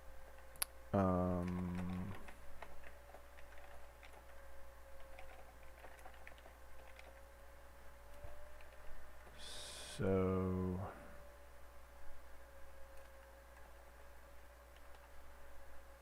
what we will do, so let's name this audio data.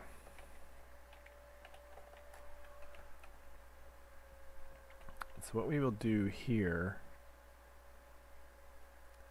yeah, so if it's not audible now, it's not audible. If we were running it, stop it and remove it. Else return, there's nothing to do. And so then in here, we will say, if not queued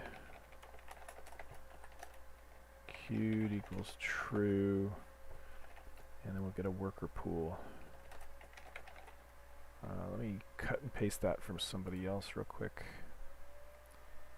Like the worldview state. Workers. And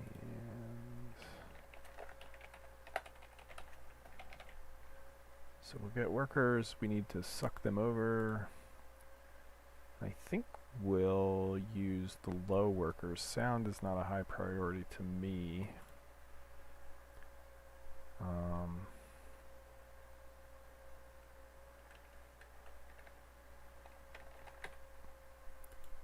But I need to remember what is the background workers. And we do that by get state.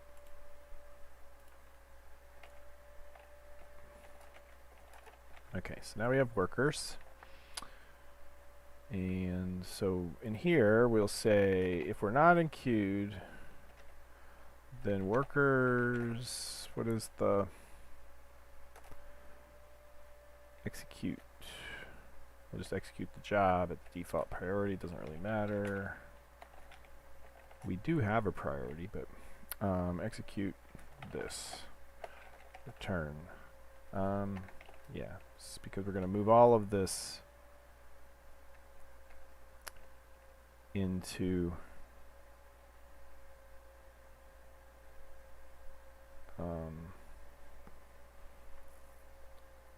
actually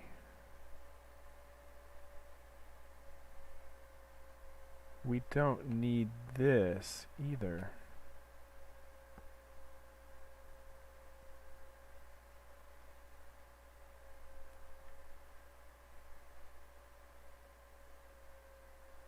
Do we use audio, the node, for anything? We set its location. So we do want to have a background. Yeah, okay, so private audio node new audio equals null. That's fine. Actually, just leave it. Okay, so we're going to suck over. I'll leave this here.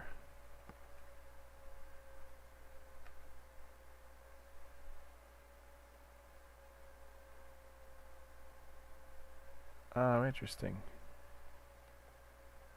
If that's not cached, then that could take time too. So we will move that into the background thread as well. So we do all of this.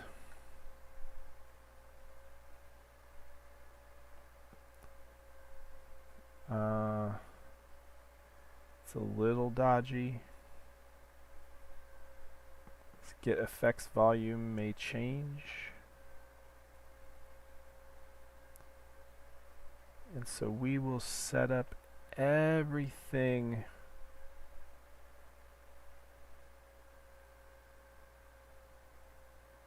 except the attach, and well, we'll leave the play as well. Okay, so we're going to take all this out and we're going to run that on the worker.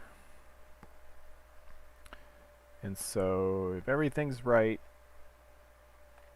in fact, we will be super careful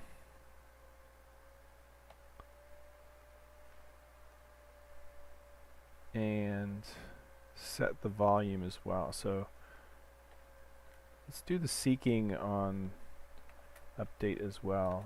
Okay, so this is not audio we want new audio. New audio. Oh, no. New audio, new audio, new audios.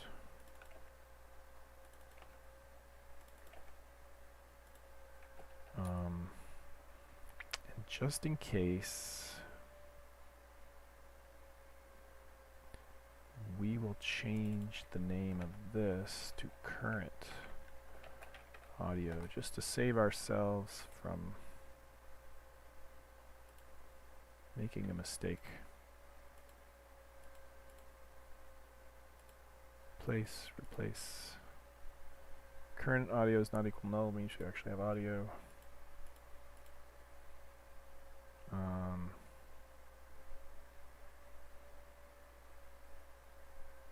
Yes, we're moving this.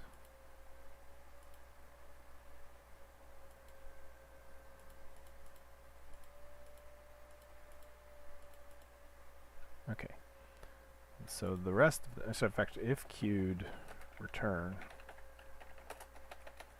Otherwise, mark ourselves as queued and execute, and then we will move all of this into run on updates. And up here, we'll say current audio equals new audio. Current audio equals null. Return. And in fact, before we do that, we should check to see if we are even still supposed to be running. So So if not audible, return 0.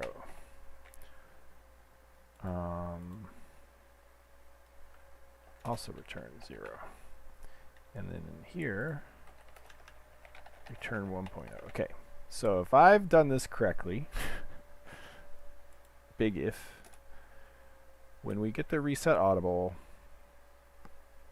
if we have current audio, we'll kill it. Otherwise, we'll enqueue ourselves to load new audio.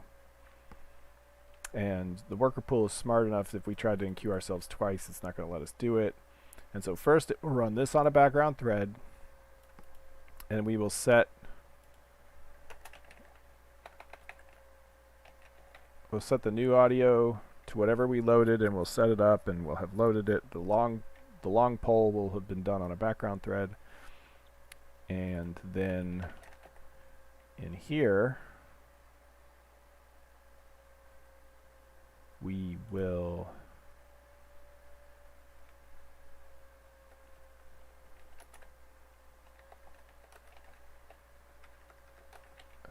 do the rest, where we set the current audio to whatever we loaded on the background thread. This will be run on the update. And the way the worker pool is set up, we return these values that says how much work we did. And so if we return 0, the worker pool knows it tries to only complete a certain amount of work per frame to avoid problems of like a bunch of threads being completed at once and then giving you frame lag just because of 50 background jobs finished all at once. So it tries to just knock them off a few per frame, and so we basically said we did some work. And if we had done a lot of work, we could have made that higher. If we did a little work, in fact, we're pretty sure we're doing a little work, so we could just say something like that, which means we could potentially load 10 sounds per frame kind of thing. All right, let's see if I even compile. Nope. Oh yeah, got to give it a type. You can't just walk around with your variables untyped like that, boy. This is a family establishment.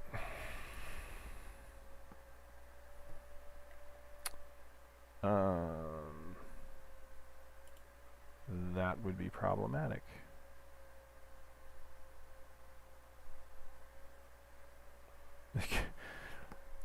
So will audio node give me the data?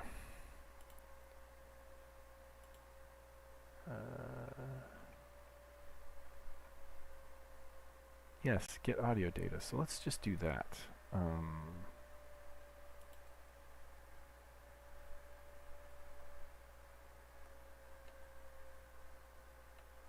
Where do we set the attenuation? Wait. Data get duration is 569. 69, dude. Okay, run on update. Audio data equals current audio. Audio is a weird word when you stop and think about it.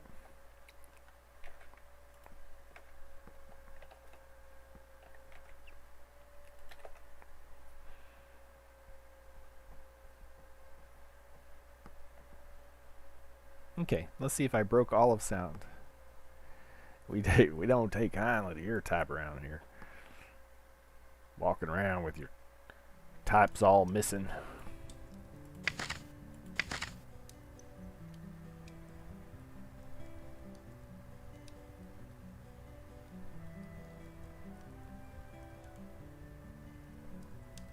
Come on. Come on. Drag you over. Come on. Drag you over. Drag you over.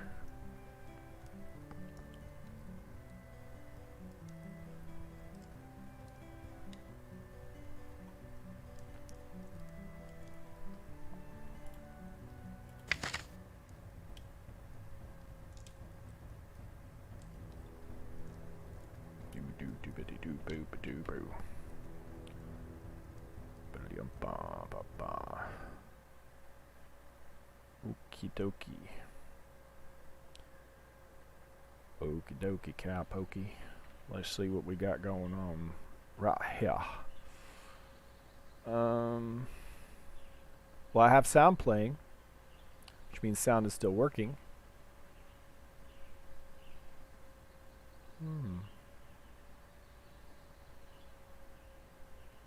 Very nice. So that's just showing up because it's not from the sound view state anymore. So that means we kind of fixed that problem.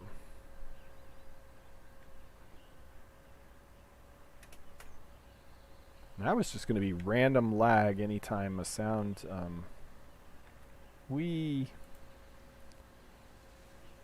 yeah. So something else is now the hotspot, but these show up because sound view state's always going to be in the list, even if it's not a high value. So sound view state, route position. Yeah, so these are all small, teeny tiny things, and these are being done on a background thread now. So they are not causing us any lag whatsoever, which is why we don't see a big state dump after one of these takes a long time. But we should be getting the Mockingbird pretty soon, because it's getting to be dark. I could hasten that along a bit. Let's see.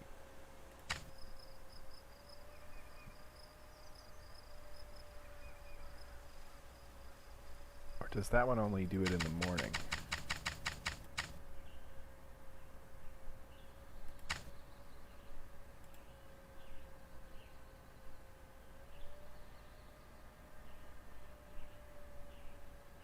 Mockingbird call, was it 7? 35 milliseconds. Anyway, it took more than this. It took more than a frame, and we still and we didn't see our other logs. So that fixed that problem. See, that's being done on a background thread now, and only the little teeny microsecond, nanosecond stuff is being done on the main thread. Neat. Okay, so that doesn't get us fully out of the woods. We still get this little lag thing, but that is a separate issue. That is now back to the mobs, because if we look at the main log, sound view state, it's not coming up at all on here, and we got lots and lots of agent driver model view state load shapes.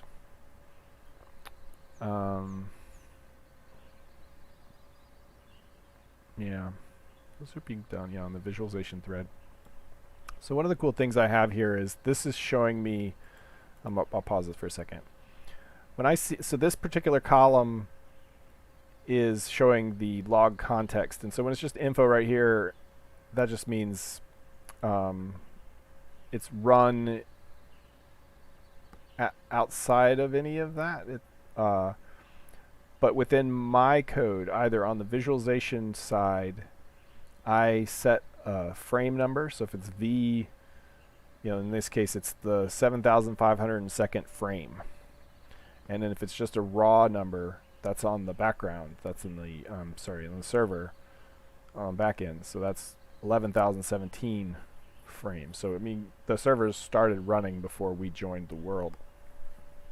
And that's why the frame numbers are different. But and they'll run at different times, right? Because the UI will sometimes lag when the backend doesn't, and so on and so forth. But it's really nice for logging to be able to see all these things happen on the same frame, and it's in the actual logs. You see it near where the thread information shows up too.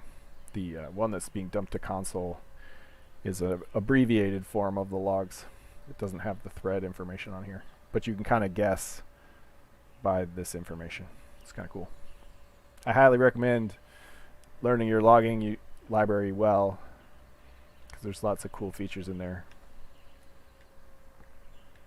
Okay, so yeah, I think the rest of my weekend's going to be spent looking if there are ways that I can fix the rigs to load faster.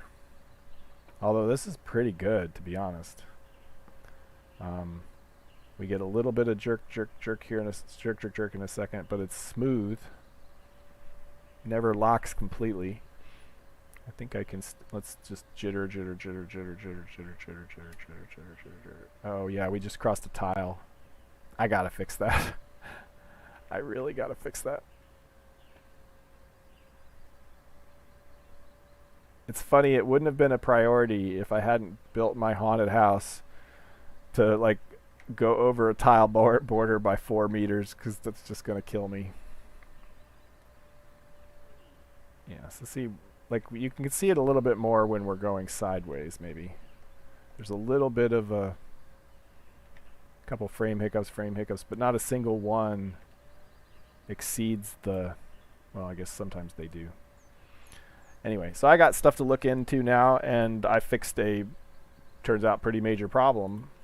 One of the sources of random lag, and that would have just been lag if you're just sitting there doing nothing too, so kind of cool. I think the grids look neat.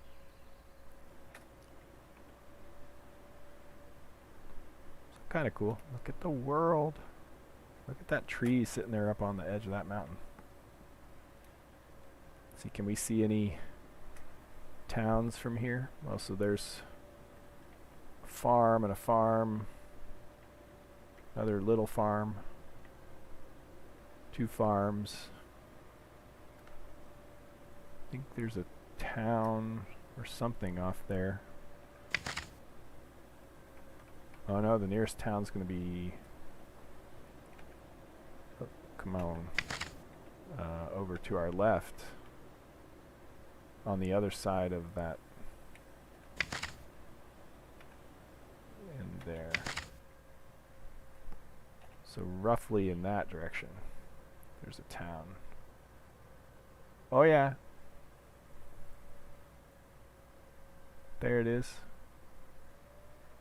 Just over that hill. Cool. Is there a town out back over there?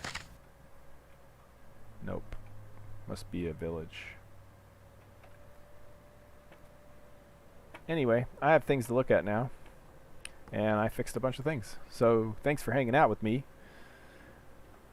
I will go ahead and stop the stream here, I think. It's been a lot of fun. Thank you for joining. If you are working on a creative project like Max, I know he's doing some coding, I hope you have a very productive time and that your week is productive. Yeah, I'm going to mark it on the list. I have to actually add that to the master task list because it was not on here. That's one I discovered. We discovered that one together. So I have to mark that off, yeah. So anyway, thanks so much, guys. Good luck in your creative endeavors. And I will see you next time. Let's do the thanks thing. Thanks. Comment, like, subscribe. YouTube loves to eat that stuff. And I will see you next time. Thanks.